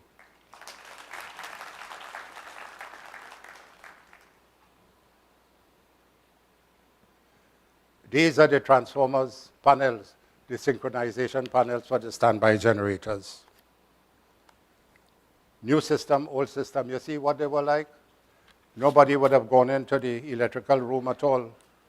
And the electrical engineers will tell you that I came with them and whatever we could have done to help them. And they did it.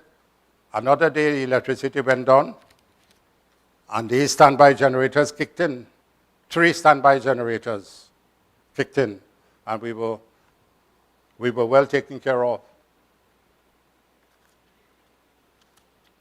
The switcher, we had to put in a switcher to operate these.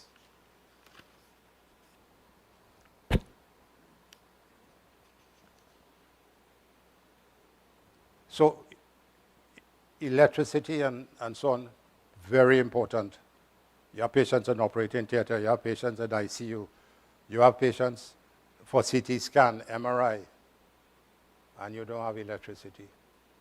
Patients being operated on.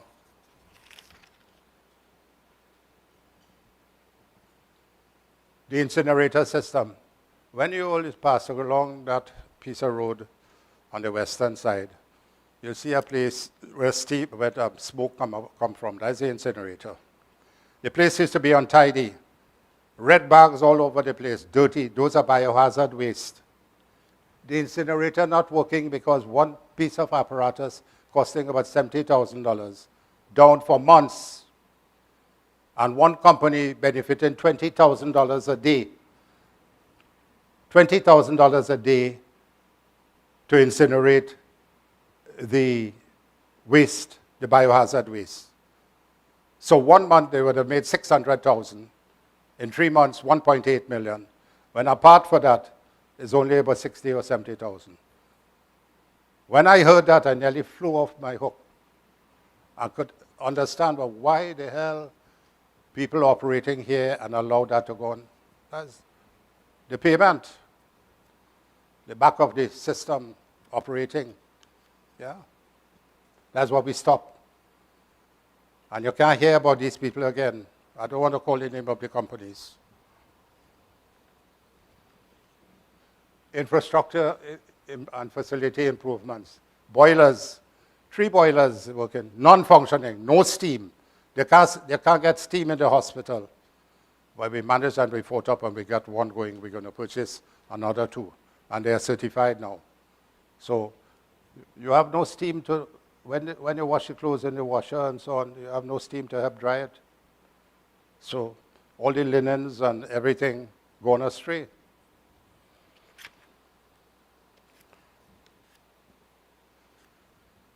Ladies and gentlemen, the sewer system from this hospital, raw sewage was flowing into the mainstream of the water going into the reservoirs for us to drink.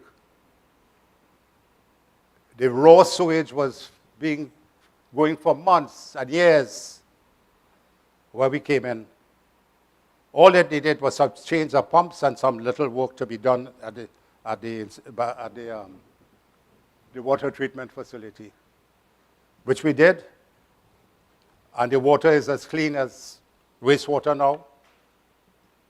Sewerage upgrade is one of the best water systems this country have for sewer now. And there's a guy called Antonio. I give my congratulations. I believe that's Antonio there. And of course, Ms. Stacy Rampasad, one of the engineers, and others. Thank you all for doing this all hard work for ensuring that the people of Trinidad and Tobago don't have dirty water coming into the freshwater system. So the place is immaculately clean now, they pressure wash the area, and so on. I was here at the Women's Hospital between 1981, I started there, and 86. 81, when I was at the Women's Hospital, I came in as a lecturer with Professor Rupnarayan Singh. And this place was being built by Soditech. It was supposed to cost $550 million. It cost $1.2 billion. The French company Soditech built it. So I was there when this was being built. So this finished about 85, 86. So from 85 to now is about 41 years. 41 years, these 17 lifts in the hospital have been there. 2 weeks after I came in as chairman, I was called a Sunday morning, Ms. Rampasad and the team. Chairman, we have no lift working in the hospital. I said, so you can't move a patient from accident, emergency, you can't move a patient from one floor to another. No lift working, and you have 17 lifts. So we begged somebody, and they came in lunchtime, and they fixed up the 2 lifts for us. And now, thank God, we have all 17 lifts working. We have a contract with the person who is helping us, on a routinely basis to ensure that they work. And we have to buy 6 new lifts and more, because these lifts are critically important for transporting the patients. I remember at Port of Spain Hospital as well, the main block at Port of Spain, I bought 4 new lifts for that main block because it used to be sticking, and then I bought 2 for the maternity block. So 6 new lifts were at Port of Spain. They're still functioning after 20-something years, but we need to do that here. Electrical upgrade at EWMSC. Those are a type of units used, I think we put them in for the French village. And the place was nasty and stinking. You can't even want to be around the place. So we started to do some work. We started to paint the adult and pediatric emergency ramps. We cleaned up the place. We pressure washed the place. Yeah. You must have some degree of cleanliness in your life. Look how clean and nice this place looks. Yeah? I am proud to be associated with this. Look at what it was. Behind the maternity hospital, on almost every corridor, you have trolleys and beds and all sorts of dirty things on the corridors, staying right there. And poor nurses and so on had to work under those conditions, and the doctors and the medical staff. Man, we cleaned up the whole place. We took out truckloads of things that have been broken down and so on, and we cleaned up the mess. You're coming through the south gate, the place, you're frightening your car, the shocks and things break up. So we paved about 100 meters of the thing, and we patched up a few other areas. That's what our budget allowed at the time. I think it cost us about $600,000 or $700,000, and it was well done.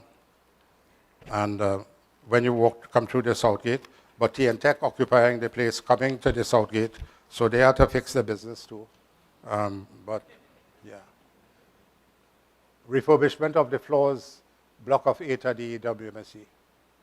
After the refurbishment work, look what it was like before. Look what it is now. Man, you'll be proud to even walk on the floors of the hospital now. Yeah. There were 2 contractors, one contractor doing EWMSC for janitorial. A same company which say they want to sue us. Getting over $1 million a month. I break it up to 3 contractors.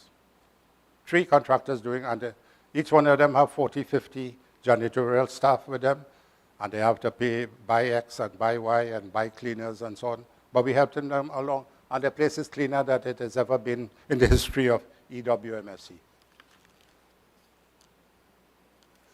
There was the neonatal intensive care unit expansion, and that has been completed now.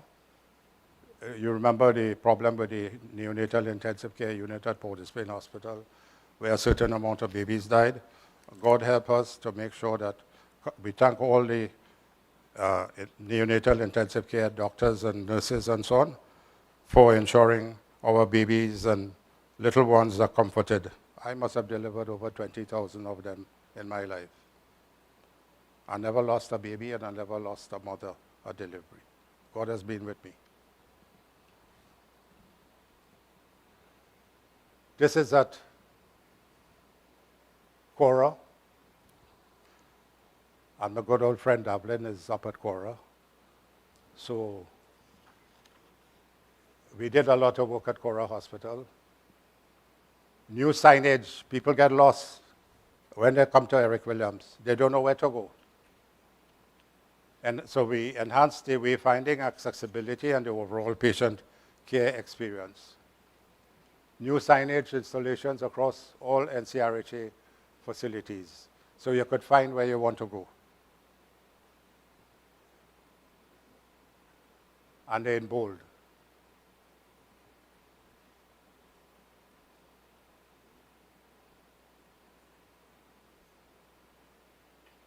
Landscaping and environmental cleanup. You see how clean and nice the place is? I'm proud of it. When you used to be on the floors, you see all this place have grass tall, they have dirty things around. Yeah.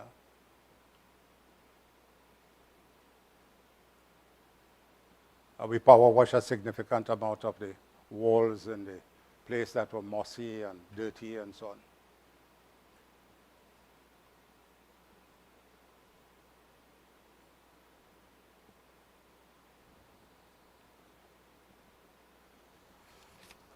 Access to primary and community services, I will probably close at that. Let me just find my little notes on it,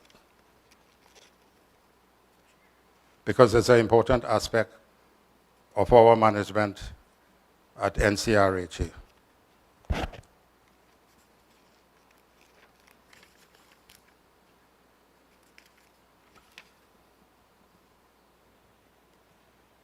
So we have 3 clusters.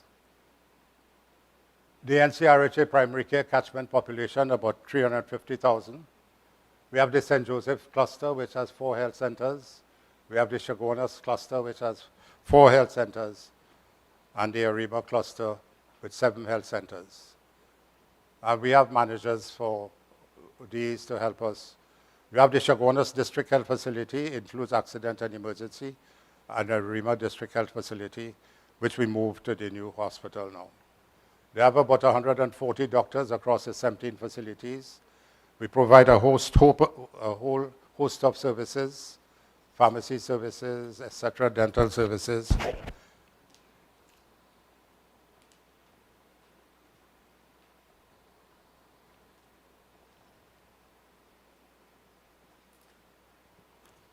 About 1 million attendees per year in these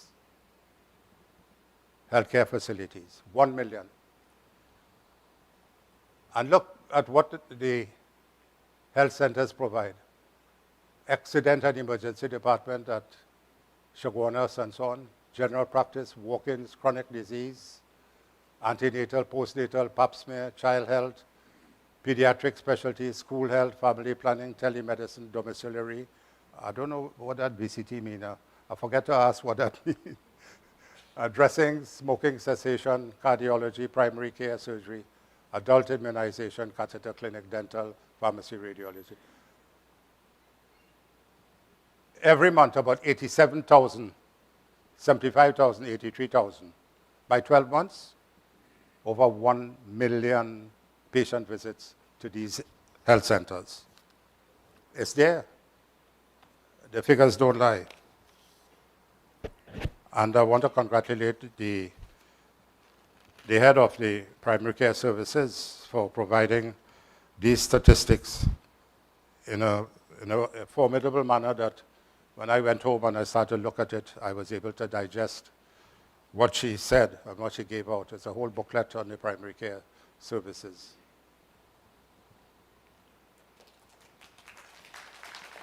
So thank you on behalf of the primary care leader. The one preceded her also did a great job.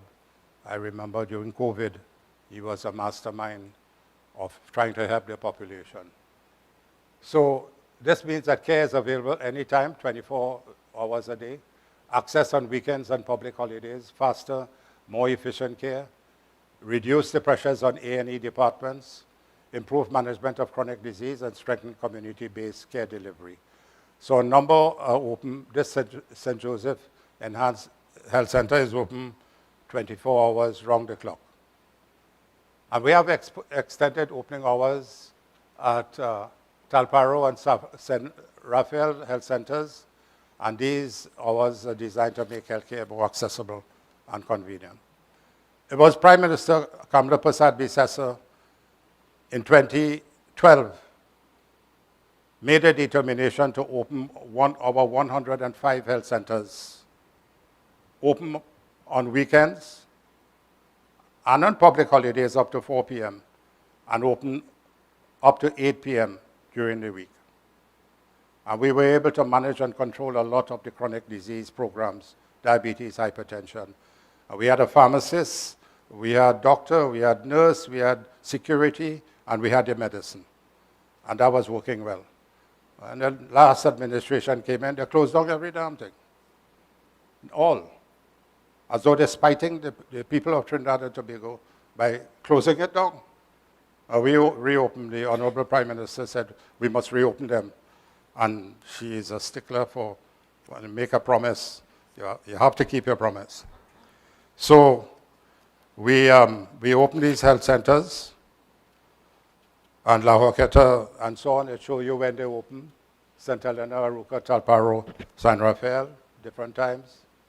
And you could see 4,753 patients benefited just in 3 months from opening up the health centers later.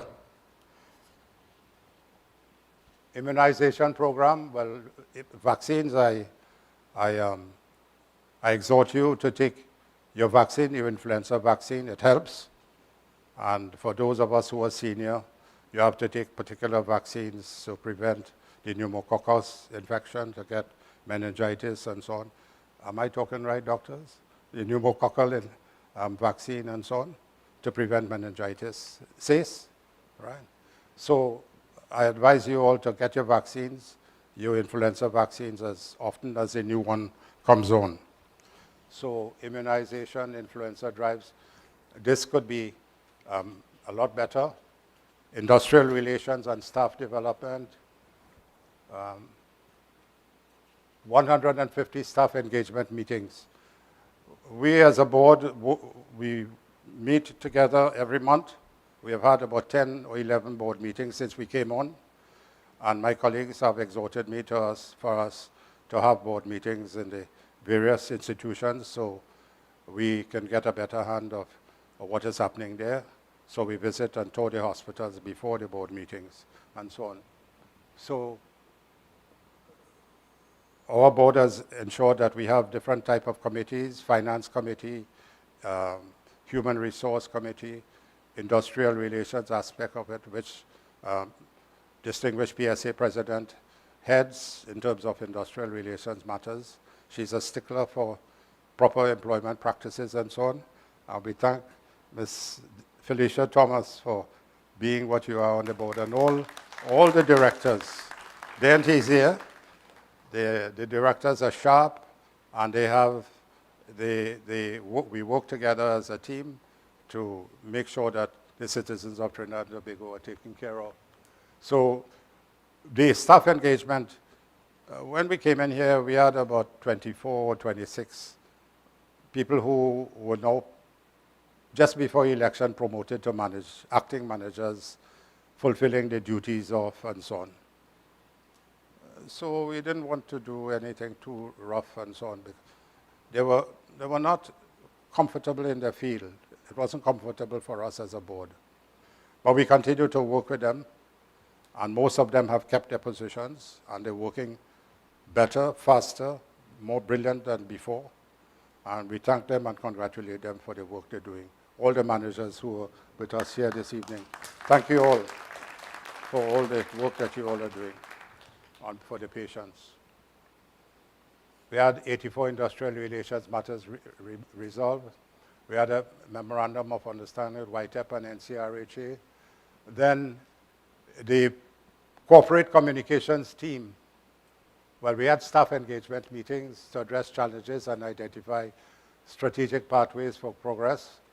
Chairman and Board of Directors and CEO held a series of meetings with business managers, more than 400 house officers, and approximately 100 registrars across 2 sessions, nursing personnel, senior consultants. So we're talking to our people all the time.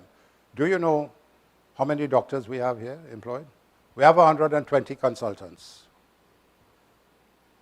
We have 220 registrars. That's below the consultant level.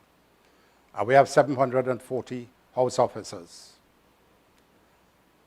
And the nurses' bill, wage bill, and the doctor's wage bill, close to 800 million per year. A doctor's wage bill and a nurse's wage bill. Vijay, did I get that correct? Correct? All right. That's a finance director. So,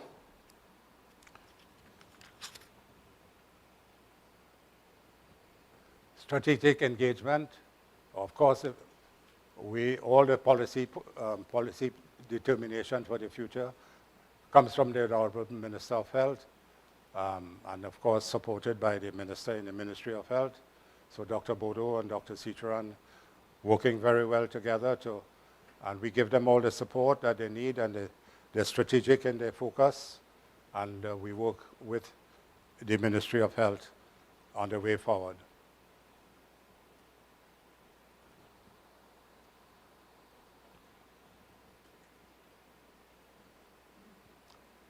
We had basic life support training system, and Bades, the CEO, had a strategic engagement with YTEP.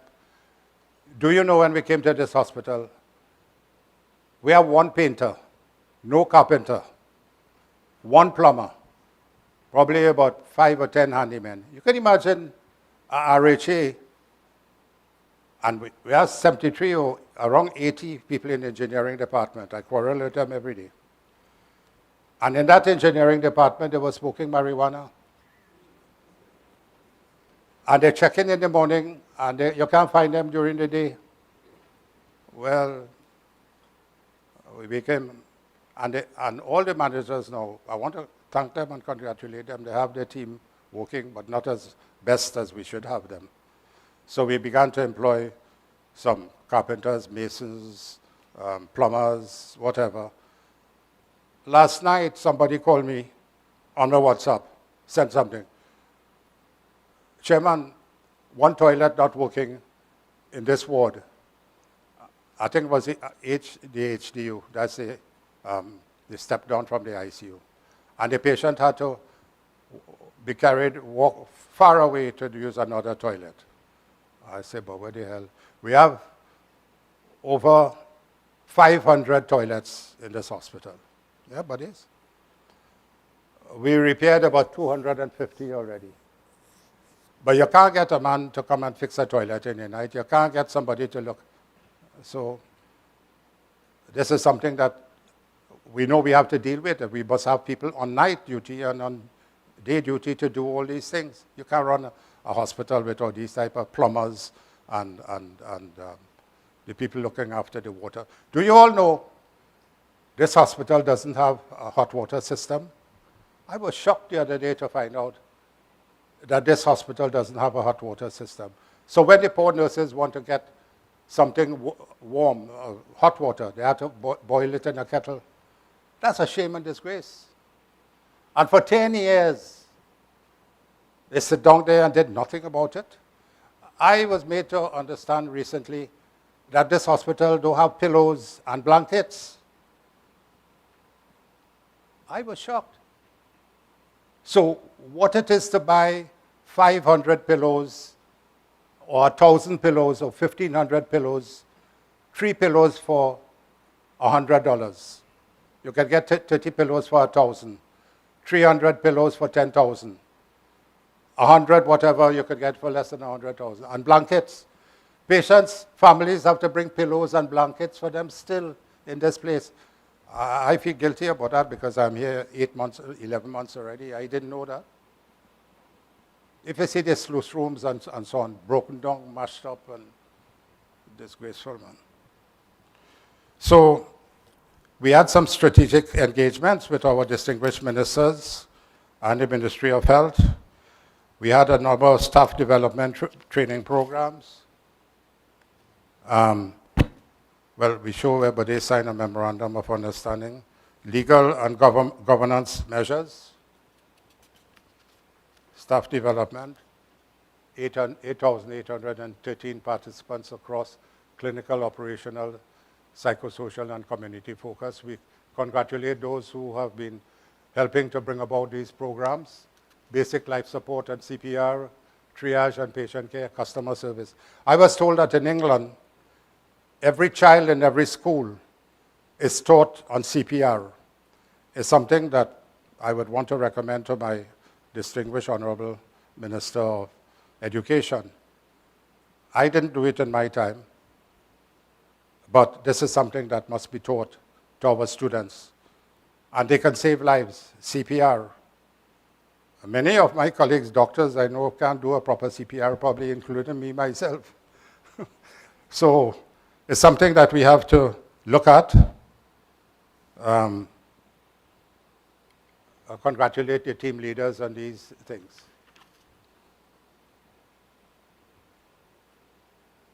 Legal oversight, you know that patients sue the RHAs and so on all the time. But I don't think since we came on 11 months, Deputy Chair, have we had a legal suit filed against us? No. I don't know if by luck, but probably good care from the doctors and nurses preventing that and having the management in a timely manner. So thank you very much, Deputy Chair, for keeping your eye on it. Yeah.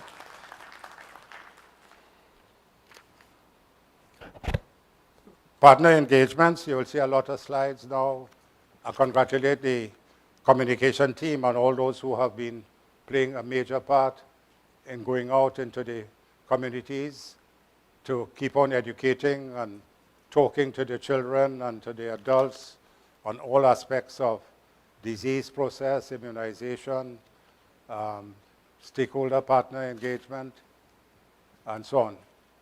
And they have been all over the country and helping the MPs as well, who have been asking for these type of health promotion programs. They have also dealt with health promotion activities, World Health Day, World Sight Day, World Polio Day, World AIDS Day, World Kidney Day, and I sincerely congratulate the corporate communication team and those involved. Look, breast cancer, yeah. So going out into the communities and spreading the information, autism, epilepsy, that spectrum of autism is deadly. It's terrible. When we did some research at the Ministry of Education, we found that 8% of the school population have major disabilities, 8%. So every 100 students entering school, at least 8 students have some major difficulty. And we have to be able to help to find that out very early and help to manage with the parents and so on. But that's another time for another colleague of mine to deal with now as he moves on. Outreach and health promotion activities, you see how many activities with University of Southern Caribbean and so on. I went to Minister Raja Alexander, Khadija Amin, and a number of these people. So, as I conclude, ladies and gentlemen, the Honorable Prime Minister came into government with a manifesto, and the manifesto promises made. I helped to put that manifesto together. I'm very privileged and honored to have been part of it. And in the health sector, we have 52 promises that were the Prime Minister told the country to support. And as we are now in government more than a year, from the health sector, we have implemented and continuing to work on 29 of the NCRHA related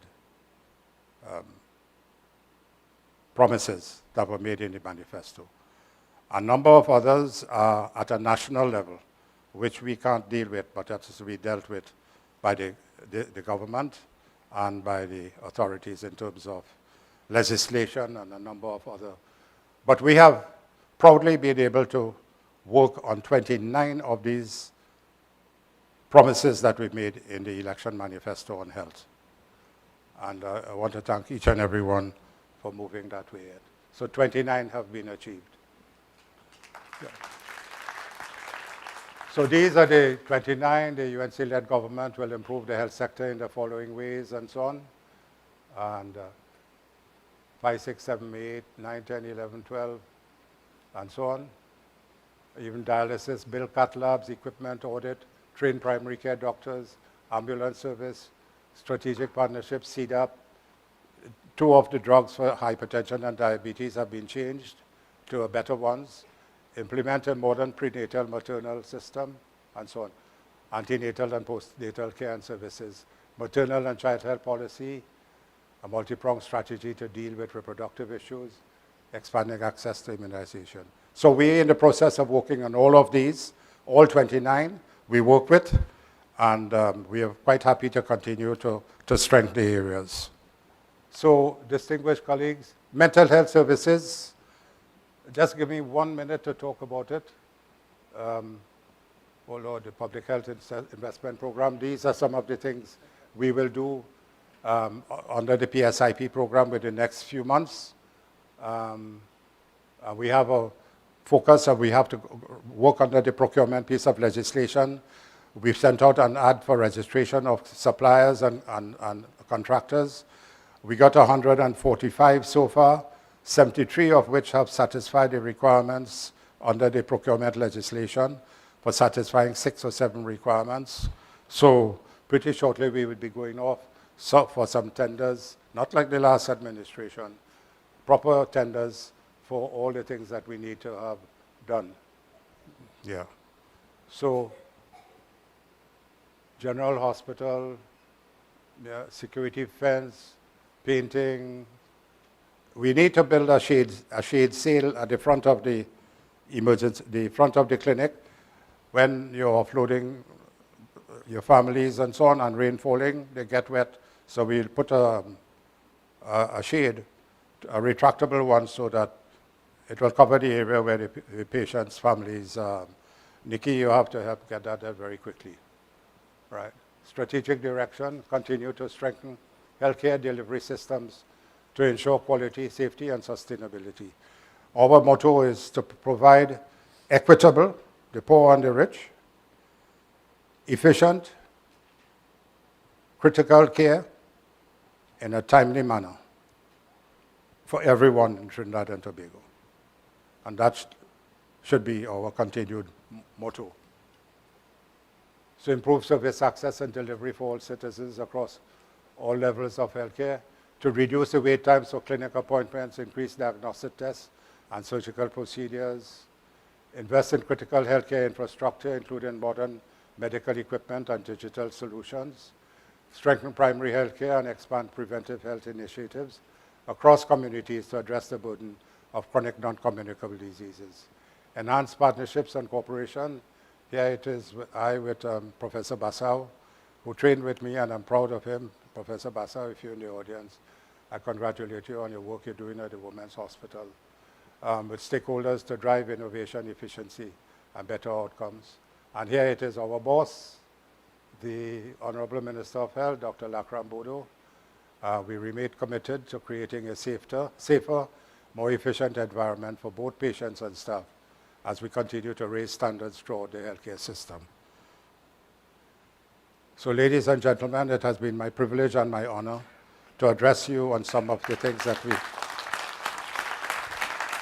we met, and we continue to work. I want to thank all of you for coming here this evening and taking your time off to listen to what we have been doing. And this is your opportunity to make some further recommendations, and give us some of your feedback. And the floor is open. I'll hand over back to Hansley so that he can conduct it. The distinguished ladies and gentlemen, thank you very much. Yeah, appreciate it.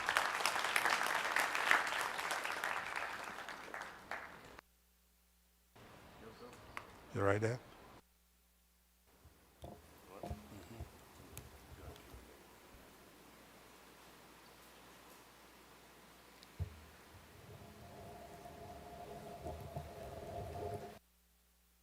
Thank God it's light. Thank you very much, Dr. Tim Gopi Singh. Ladies and gentlemen,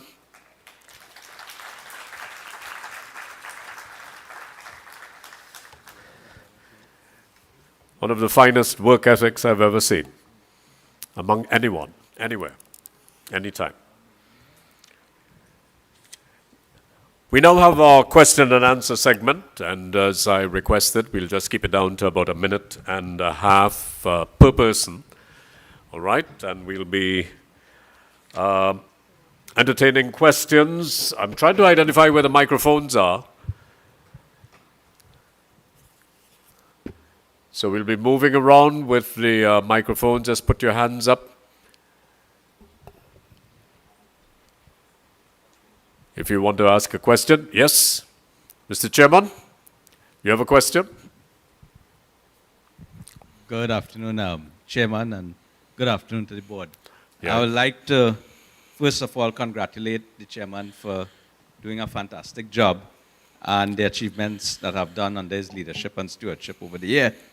But more importantly, the Chairman has said he's doing secondary service and tertiary services, and no disrespect to ERHA. But Chairman, it's not no disrespect. We at ERHA are very thankful and grateful to your staff as well as your leadership for being able to do services that we are unable to do at the RHA because we are set up as a secondary hospital. And I wish to be thankful to all of your staff as well as yourself, Chairman, for always being facilitatory when we are in need.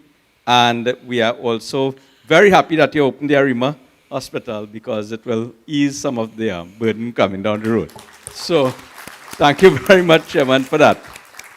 And the last thing, Chairman, I think you have shown there that is very, very important. We are seeing the need for collaboration at the level of infrastructure upgrade. And, I wish to thank you as well for raising the points that we have seen with equipment and how we can further collaborate as a team, which I think we have discussed in the past, to get that sector working, because when CT scans are done, MRIs are done, these are very, very expensive pieces of equipment, and we really need to work together to have these things sorted out. So thanks again. I just want to send my congratulations to the chairman and my grateful and thanks to his staff for all that they do to help us at ERHA. Thanks. Thank you, Chairman. Other questions, please?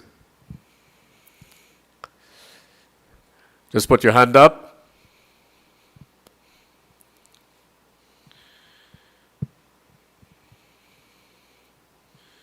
Yes, we have one in the back.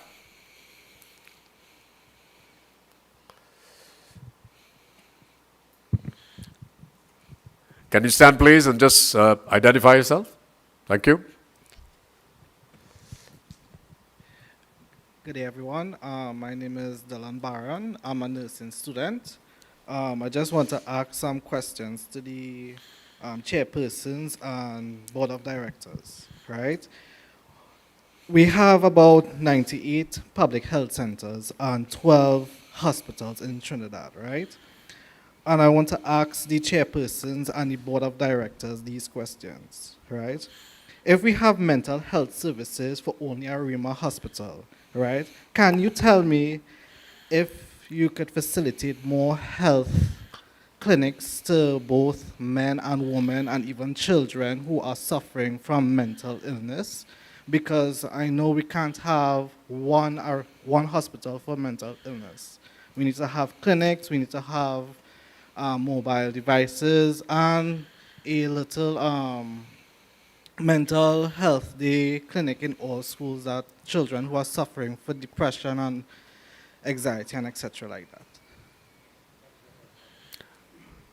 that. Second question. How many questions, by the way? How many questions? 8 questions. I'll give you 4. Okay. Let's cut it in half, okay? In the interest of time. Sorry about that, but... We only have 2 surgical departments, both in the hospital, Arima and Couva. Can the Minister of Health, Board of Directors, and chairpersons could create a larger healthcare system for surgical units in Trinidad so that persons who really need surgical stuff, like create a hospital for only a surgical hospital only for knee, heart, and etc. The biggest hospitals, so that we don't have to have a waiting room where patients have to wait how many months and how many years to have surgery. And Third question. If the transformer or any electrical equipment have been fried in infrastructure in any hospital or health clinic, not only Eric Williams, should you do a backup machinery for like when doctors and nurses saving lives in actual critical patients who are in critical need of like surgery, who have newborn babies, and etc. like that. Fourth question and final. Fourth question is, can you tell me how many more pharmacists you can hire, not only at hospitals, but health clinics too, so that we could have a rapid pharmaceutical unit so that patient would not be waiting for 5 hours and an hour? That's it? And one more. 4 is 4, my friend. 4 is 4, I'm sorry. 4 is 4, my boy. 4 is 4. Oh. Thank you. It's multi-pronged, yeah. Who would you like, Dr. Gopi Singh, to address this? Dr. Benjamin? Yeah. So can we pass the microphone to Dr. Benjamin, please? To answer the question in the psychiatry unit, we see 10,000 outpatients in Arima, 12,000 in Chaguanas, 8,000 in Tacarigua, and 5,000 in St. Joseph, in Eric Williams here. So we see all over the North Central region, we have psychiatric outpatient clinics. As regards the operating theaters and backup, we are achieving backup trying to get backup in everything. We have backup CT at Eric Williams. We have a CT scan in Arima. And we have a MRI here, and we're hoping to get another MRI at Eric Williams. We have backup C-arms in the operating theater, backup lab machinery, so that if any lab piece of equipment is down, we have backup there. So this is what we trying to achieve, and we have started having all these backup systems in place. There was a question on... Well, you can't have a single hospital. You have to have backup cardiologists, and that is impractical. Anything we left out, my friend? In your questions? Because I heard 2 questions being answered. You okay? And Dr. Gopi Singh is saying that he has standby generators. Yeah. I think that was explained in the presentation, didn't you? Yeah. Yeah, that was explained in the presentation. Right. Thank you, Dr. Benjamin.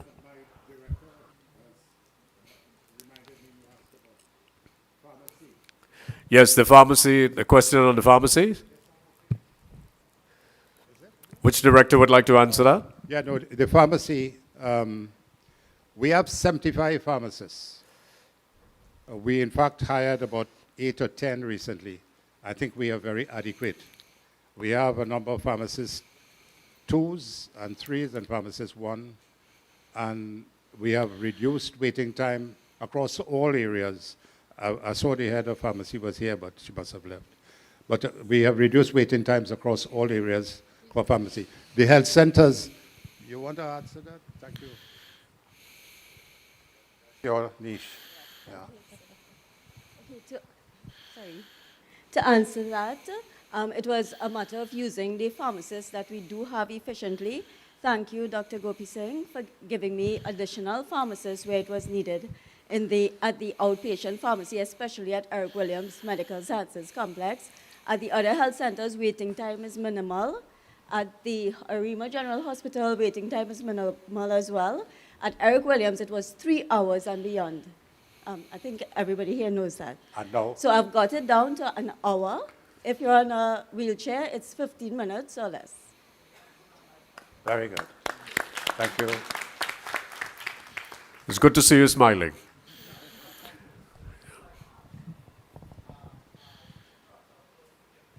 Listen, you could take the question after.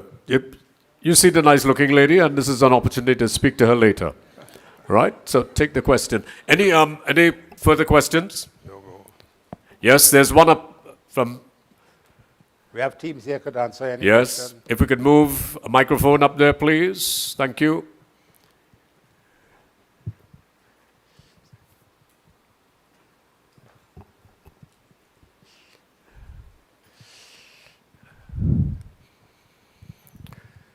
Good afternoon, everyone.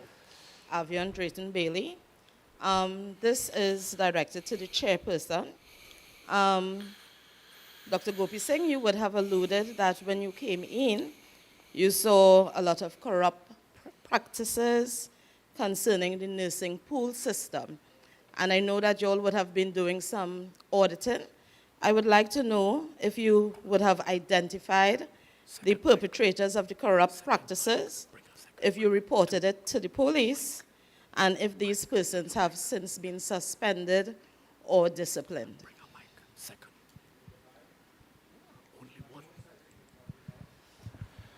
We had about 8 of the list of nurses who were in the nursing pool receiving over $50,000 in a 3-month period. And 2 of these received over $70,000 for a 3-month period, which was equivalent to more than 400 hours per month in practical, and that was fraud. And there were nepotism between those who were allocating the pool nursing with their friends, to their friends, for what reason.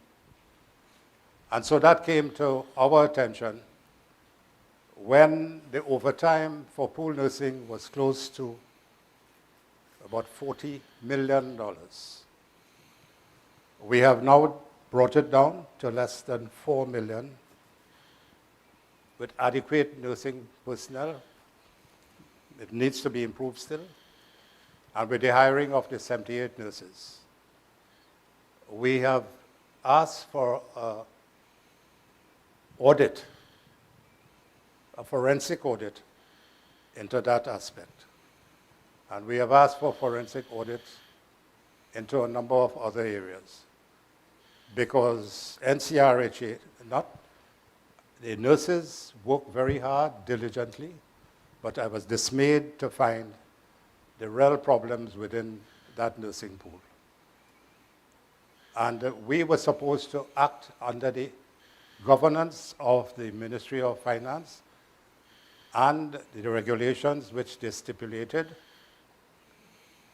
that no person, no nurse must receive more than $60 per hour for any pool nursing, except in 3 categories. And that was dictated to by the chief personnel officer. And we found that when we came in, that was not so. It was not adhered to. The 3 categories are those working in operating theater, ICU, and mental health. So I am not afraid at any time to speak the truth. And the truth was that there was widespread corruption in the administration of the nursing pool, and which we now have had strict, rigorous procedures. And we have a line of procedures before a nurse is called out. The person who received $70,000 was a retiree. How could a retiree at 70 years of age be working 400 hours overtime? So there were about 10 at the top of the list but we need nurses, we need their support. And Dr. Benjamin has been working. The nurses who are going to help us in operating theaters beyond 3 o'clock will be paid adequately. Those who come out on weekends will be paid adequately. And those who have volunteered to be part of pool nursing, which are about 600 of them, we are supporting them when we need them. I hope that has answered your question. Further questions, ma'am?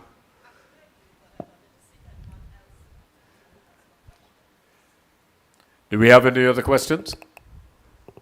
Yes, we do. Thank you very much for giving way, ma'am. Thank you. Let's move the microphone across. Can you please start? Hi, good afternoon, everyone. I am Ingrid Charles Russell, radiographer 2 at Mount Hope Women's Hospital. Mr. Chairman, you mentioned about beautification in the hospitals. And yes, you walk around and you do see a lot of beautification done.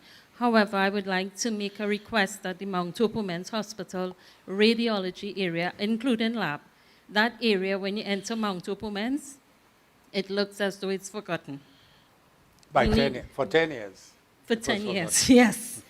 Last 2 weeks, we recently got some lighting, which I thank the region for. You can stand in the lobby and actually see down to radiology now. It is a risk when we work in the night. We assist the St. Joseph Health Center by providing X-ray service. Yeah. It is mainly females, and we need security. Okay, point taken. We will help with that too. All right. That's one of the issues that we want to build an X-ray department by St. Joseph Enhanced Health Center. So we're in the process of putting that together. We have to put a construction site, and you know you can't put an X-ray apparatus without the place being shielded against lead, against radiation. So we are aware that there are difficulties that patients who need X-rays have to go across to the Women's Hospital. We have to get 2 new X-ray machines as well. Again, that will cost about another 306 million.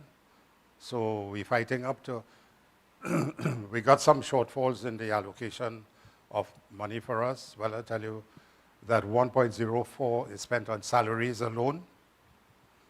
And when I asked the HR department, there are about 79 people in the HR department. Since I came in, I asked for an audit into the HR department and an understanding of what is happening in the hospital. Who are our 5,300 workers? Which departments they work in? Have you done a check to see whether they are present in the hospital or not? Every month, something is sent in from HR, and it goes to finance, and finance pays it. Up to now, this board has not received a proper evaluation of the human resource personnel. Mr. Roshan Singh was there when we were asking. And 2 weeks ago, I told them enough of that. I asked them how much departments we have at Eric Williams. That's the work of HR. We have 79 of them in HR are not doing their work. We have 3 HRO 3s. We have a number of HRO 2s, a number of HRO 1s. I had to beg and so on.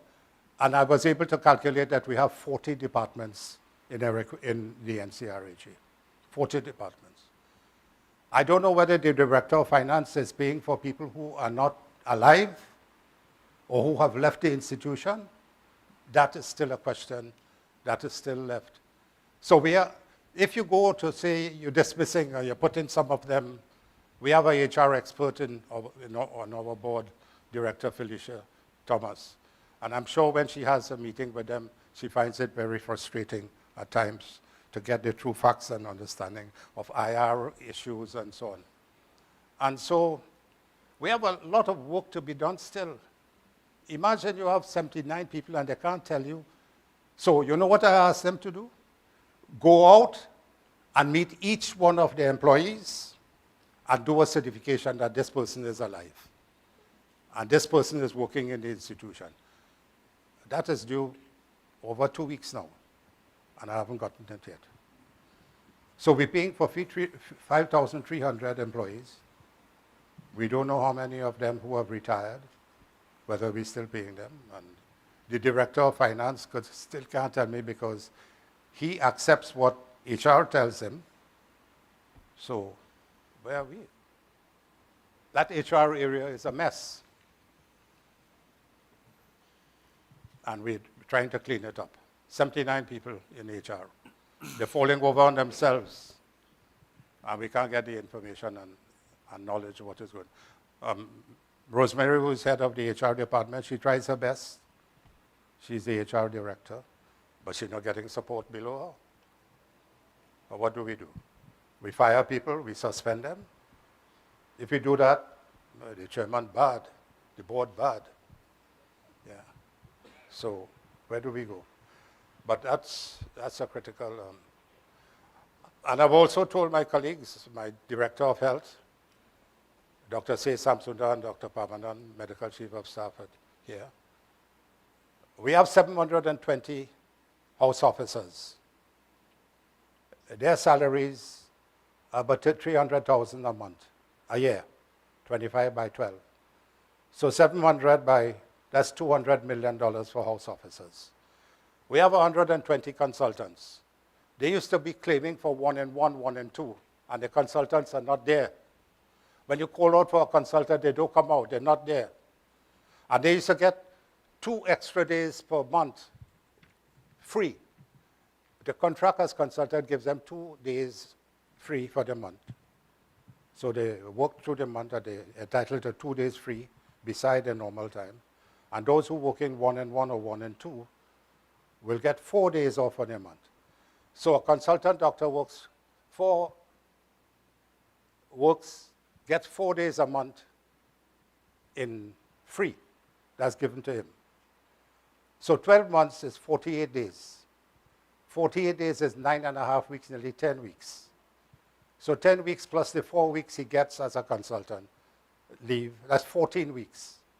So 14 weeks of the year, the consultants get off who were working 1 and 1 and 1 and 2. Chevo, I hope you know that. Yeah. So where we go?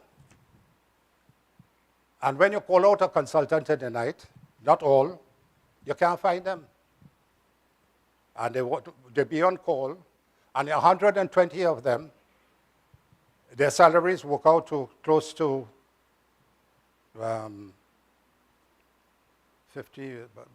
700,000 per year, per month, per year. So 120 of them by 700,000, 84 million. So 84 million for consultants, 220, the registrars who are below the consultant come out and work. So my idea now, I'm saying it publicly, should we consider making less consultants and let the registrars continue to do the work who come out in the night? So I have been a doctor for 51 years, and I never shared my responsibility to anybody. I come out. I worked at the Women's Hospital for 26 years. And we pulled our weight. That's why I made it one of the best institutions in the Caribbean as a maternity hospital, as a gynae hospital, because we worked. Professor Bassa works with his team now. But I'm disappointed in a number of my consultant colleagues, and I'm saying it openly and publicly, that they have to come together and we have to decide that we're going to work together. As Dr. Benjamin will tell you, for those senior consultants, we have a team of orthopedic surgeons who have their own company providing orthopedic equipment for orthopedic surgery, for hips and knees. And if you don't buy it from them, they ain't doing the surgery. I checked today, we owe them about $16 million for that company of doctors who making sure that when they operate with their hip prostheses and their knee prostheses. And the government had bought over 400 hips and knees prostheses. My co-chairman will tell you, Sandeep. And for us to use, but they are using it, they hide it away. The government had bought for 400 to be used. We now start back to use them. So these are some of the issues, yeah.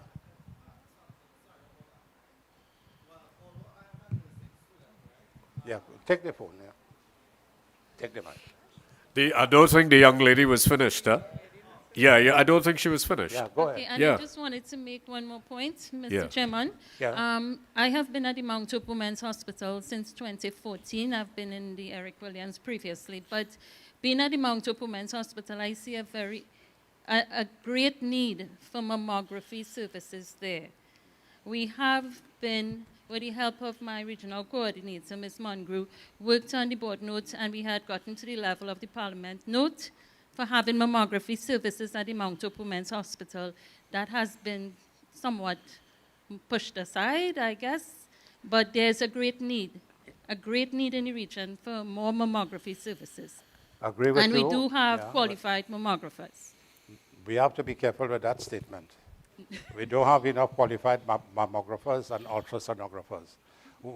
Dr. Benjamin and the team, we were discussing, we have to buy more mammography machines, but to be able to do the mammographies, we don't have enough personnel. COSTAT was supposed to be training these type of paramedical personnel, ultrasonographers, mammographers, X-ray technicians, and so on, and they fell way below level.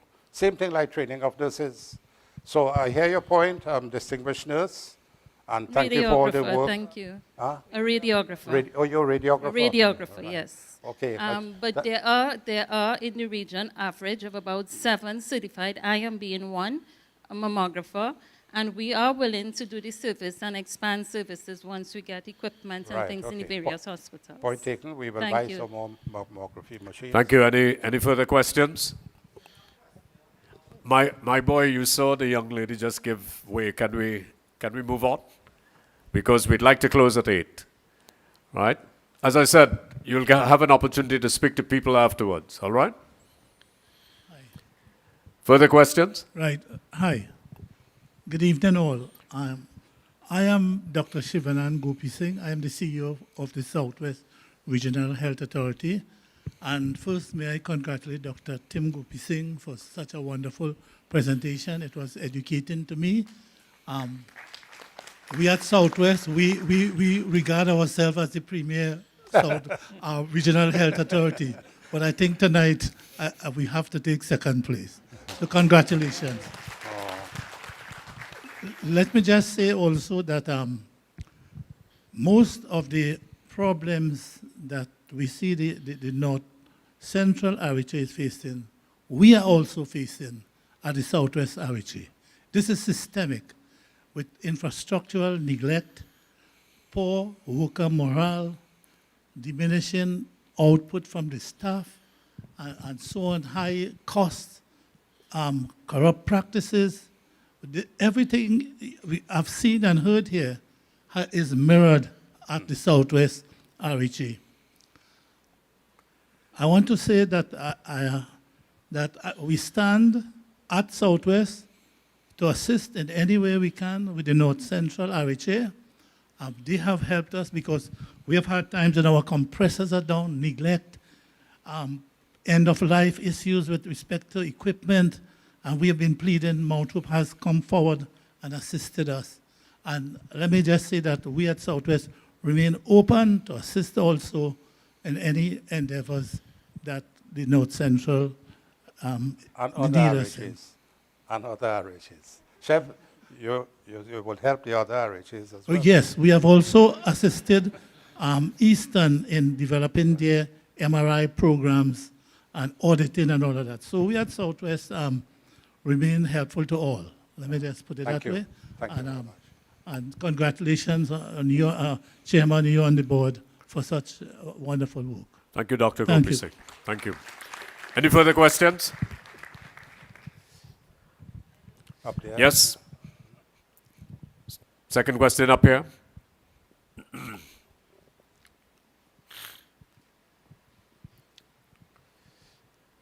Pool nurses. Thank you. This is directed to Dr. Gopi Singh, Chairman, NCRHA. I heard what you said concerning the nursing and the pool, and I also saw recently that you all would have put out ads for midwives. I do believe that one of the persons who you would have alluded to with the pool might have been in that midwifery department. I know that midwifery is very short in the North Central Regional Health Authority. Do you have any idea how soon we can start to see more midwives working on a shift? Because it's not just the birth, how many babies are born on that shift, but the others who are laboring at the same time. And I heard that it's presently like 2 midwives on a shift, and they are saying that it is inadequate, Yeah. and they would hope to have at least 4 midwives on per shift. Yeah, well, thank you very kindly for that question. The first thing is the last administration failed this country in the training of nurses for 10 years, between 2015 and 2025, that today we have just a handful of trained midwives. When we search for midwives, we can't get them. We have an ad out because we don't have midwives who are trained. That's number one. Even training for midwifery alone, we have a paucity. So we're begging for midwives. We can't get them. If you can provide, help us provide some, we'd be very happy to employ all of them. The second thing is the area of double-trained midwives and registered nurse. That is a no-no because we have probably about 5 or 10 in the country who are double-trained in midwifery and nursing. You become a registered nurse and you go on to your midwifery training program. I used to teach and lecture to the nurses in 1982. But the last administration stopped the training of nurses to a major extent.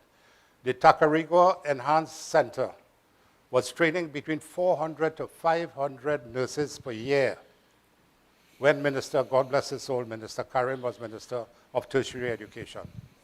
The last administration came and wiped it out completely, stopped training. So we have training of nurses at St. Andrews, what's the name of the institution there? University of Southern Caribbean. We have training of 100 nurses with UWI now. We have training by COSTAT. And probably about 300 to 350 or 400 being trained. They all passed their first exam from their respective institutions. 90 to 95% passed at UWI, probably about 80%. But that is, they can't practice because the nursing establishment, the nursing council, failing more than 50 to 60% of them. And they are on their own. So a nurse is trained for a certain amount of years, 4 years, passes the exam, and the nursing council fails them. Some of them have to do the exam twice, 3 times. In medicine, once you fail an exam as a medical student on 2 occasions, you're in some trouble. But I don't know if the nurses have a number of failures that they can have, but the nurses don't. So one, if you help us to give us the names of midwives, we'd be very happy to accommodate all. If you speak about the lack of training of midwifery and nurses before, in the 10 years, I will congratulate you and thank you. It was actually 15 years and not 10. Not 15. We trained people between 2010 and 2015. Minister Karim and myself, I acted as Minister of Tertiary Education on many occasions in the absence of Minister Karim. And I knew what he was doing. We were in cabinet together. We discussed all these things. So the training of nurses went almost to zilch. And you would have heard our Prime Minister speak about that, how they mashed up the training at the Tacarigua Enhanced Center. They don't know where they are. And COSTAT fell into pieces. COSTAT couldn't get their act together. And the Minister of Tertiary Education now is finding difficulty in coming to terms with what the mess that COSTAT was at. You had a head of the COSTAT who thought he was a doctor or whatever and did very little. So you'll have people training in ultrasonography for 7 years. You'll have people training to be a radiologic technician for 5, 6 years. And they are passing no exam. So it was a mess. So now we're putting some structure into place, and we're dealing with all these negatives that confront us. So our colleague want radiographers for we want ultrasonographers. We have few ultrasonographers. We have ads for ultrasonographers. We can't get. We have a backlog of people waiting for ultrasound, and we can't get them. So we have to step up, and we're stepping up the amount of training that we're doing. to bring it to a level where we have a surplus of people and so on. Dr. Benjamin had to ask our radiologists, instead of reporting on 8 cases a day, you know how much CT scan is done in a day? Over 150 CT scans. We have about 10 or 12 radiologists. So you do a CT scan, you want a result right away. The surgeon wants a result to see what is happening. He had to beg the radiologists to see if they could do, instead of 8 cases a day, do 12 cases a day, report on 12 cases. Dr. Parmanan, who is one of our leading radiologists in the country, he started at Eric Williams here, and he's a pioneer of radiology, radiologists, and he helped to train about 15 radiologists in this country. Thank God to him and his team.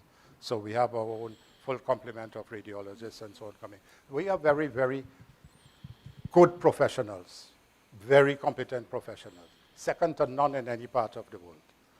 But the boys have to work a little harder and smarter and so on. And we continue to work with them and train them as much as possible. I'll take this response as the last. Yes, yeah? thank you for your answer, Dr. Gopi Singh. It's a pleasure.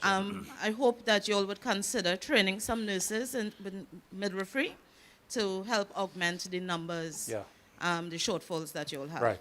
We're giving scholarships to nurses who want to train in cardiac care, intensive care, nephrology, midwifery, and so we're opening it up for giving scholarships to the nurses to train. We will pay for them to be trained right here once the things are open.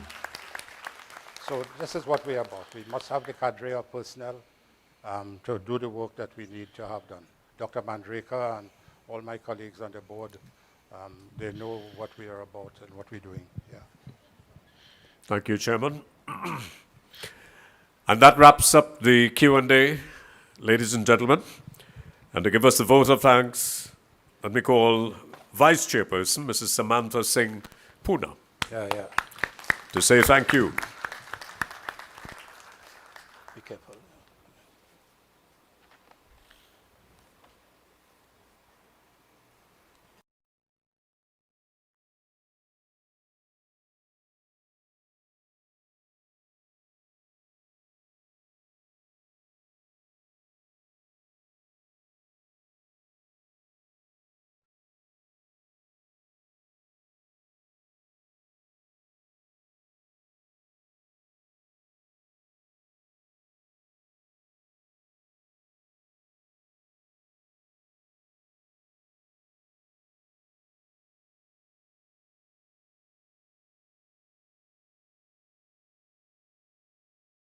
Of today's proceedings and to the continued progress of the NCRHA.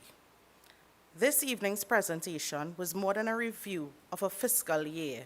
It was a reflection of dedication, collaboration, and an unwavering commitment to improving health care for the people we serve. From the acquisition of key medical equipment and the introduction of new medical services, systems, and procedures to infrastructure upgrades across our facilities and the strengthening of strategic partnerships, the achievements highlighted today by our Honorable Chairman represent meaningful progress toward a stronger and more responsive healthcare system. We extend our sincere appreciation to the Ministry of Health for its continued support and partnership in strengthening public health care. In particular, we must acknowledge the Honorable Dr. Lakram Bodo, Minister of Health, and the Honorable Dr. Richard Sicharan, Minister in the Ministry of Health, whose leadership and commitment continue to support the advancement of healthcare delivery throughout Trinidad and Tobago. To our Chairman, Board of Directors, CEO, and Executive Management Team, thank you for your vision and unwavering commitment to advancing the mission of the NCRHA. Your stewardship continues to drive innovation, accountability, and service excellence across the region. The milestones we have reflected on this evening are testament to the passion, collaboration, and resilience of the people who make up the authority. To our doctors, nurses, allied health professionals, administrative personnel, technical teams, support staff, and every employee across the authority, we cannot do this without you, so thank you. Your professionalism and compassion make a lasting difference in the lives of our patients and their families every single day. We also extend sincere appreciation to our partners, stakeholders, and members of the public for your trust, engagement, and continued support. Your participation and feedback strengthen our efforts and remind us that healthcare is most effective when it is built on collaboration and shared purpose. To everyone else who joined us this evening, thank you for taking the time to learn about our journey, celebrate our achievements, and look ahead to the opportunities that lie ahead of us. I also wish to acknowledge the multidisciplinary team whose planning, coordination, and behind-the-scenes efforts make today's public board meeting possible. Your dedication ensured a seamless and successful event, and for that we are truly grateful. I would also like to take an opportunity to thank our Master of Ceremonies for ensuring that we are on time for the most part and keeping us on our toes here today. As we look ahead, we remain committed to our promise of providing efficient, quality, timely healthcare and to continually improving the services we deliver to the communities we serve. Thank you all for your presence, partnership, and your continued support. Have a safe and pleasant evening.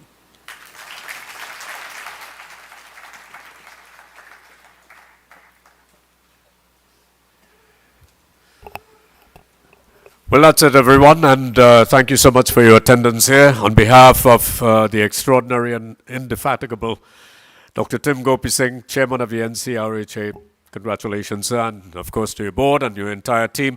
Ladies and gentlemen, thank you very much for coming out here this evening. Take care of yourselves and please be safe.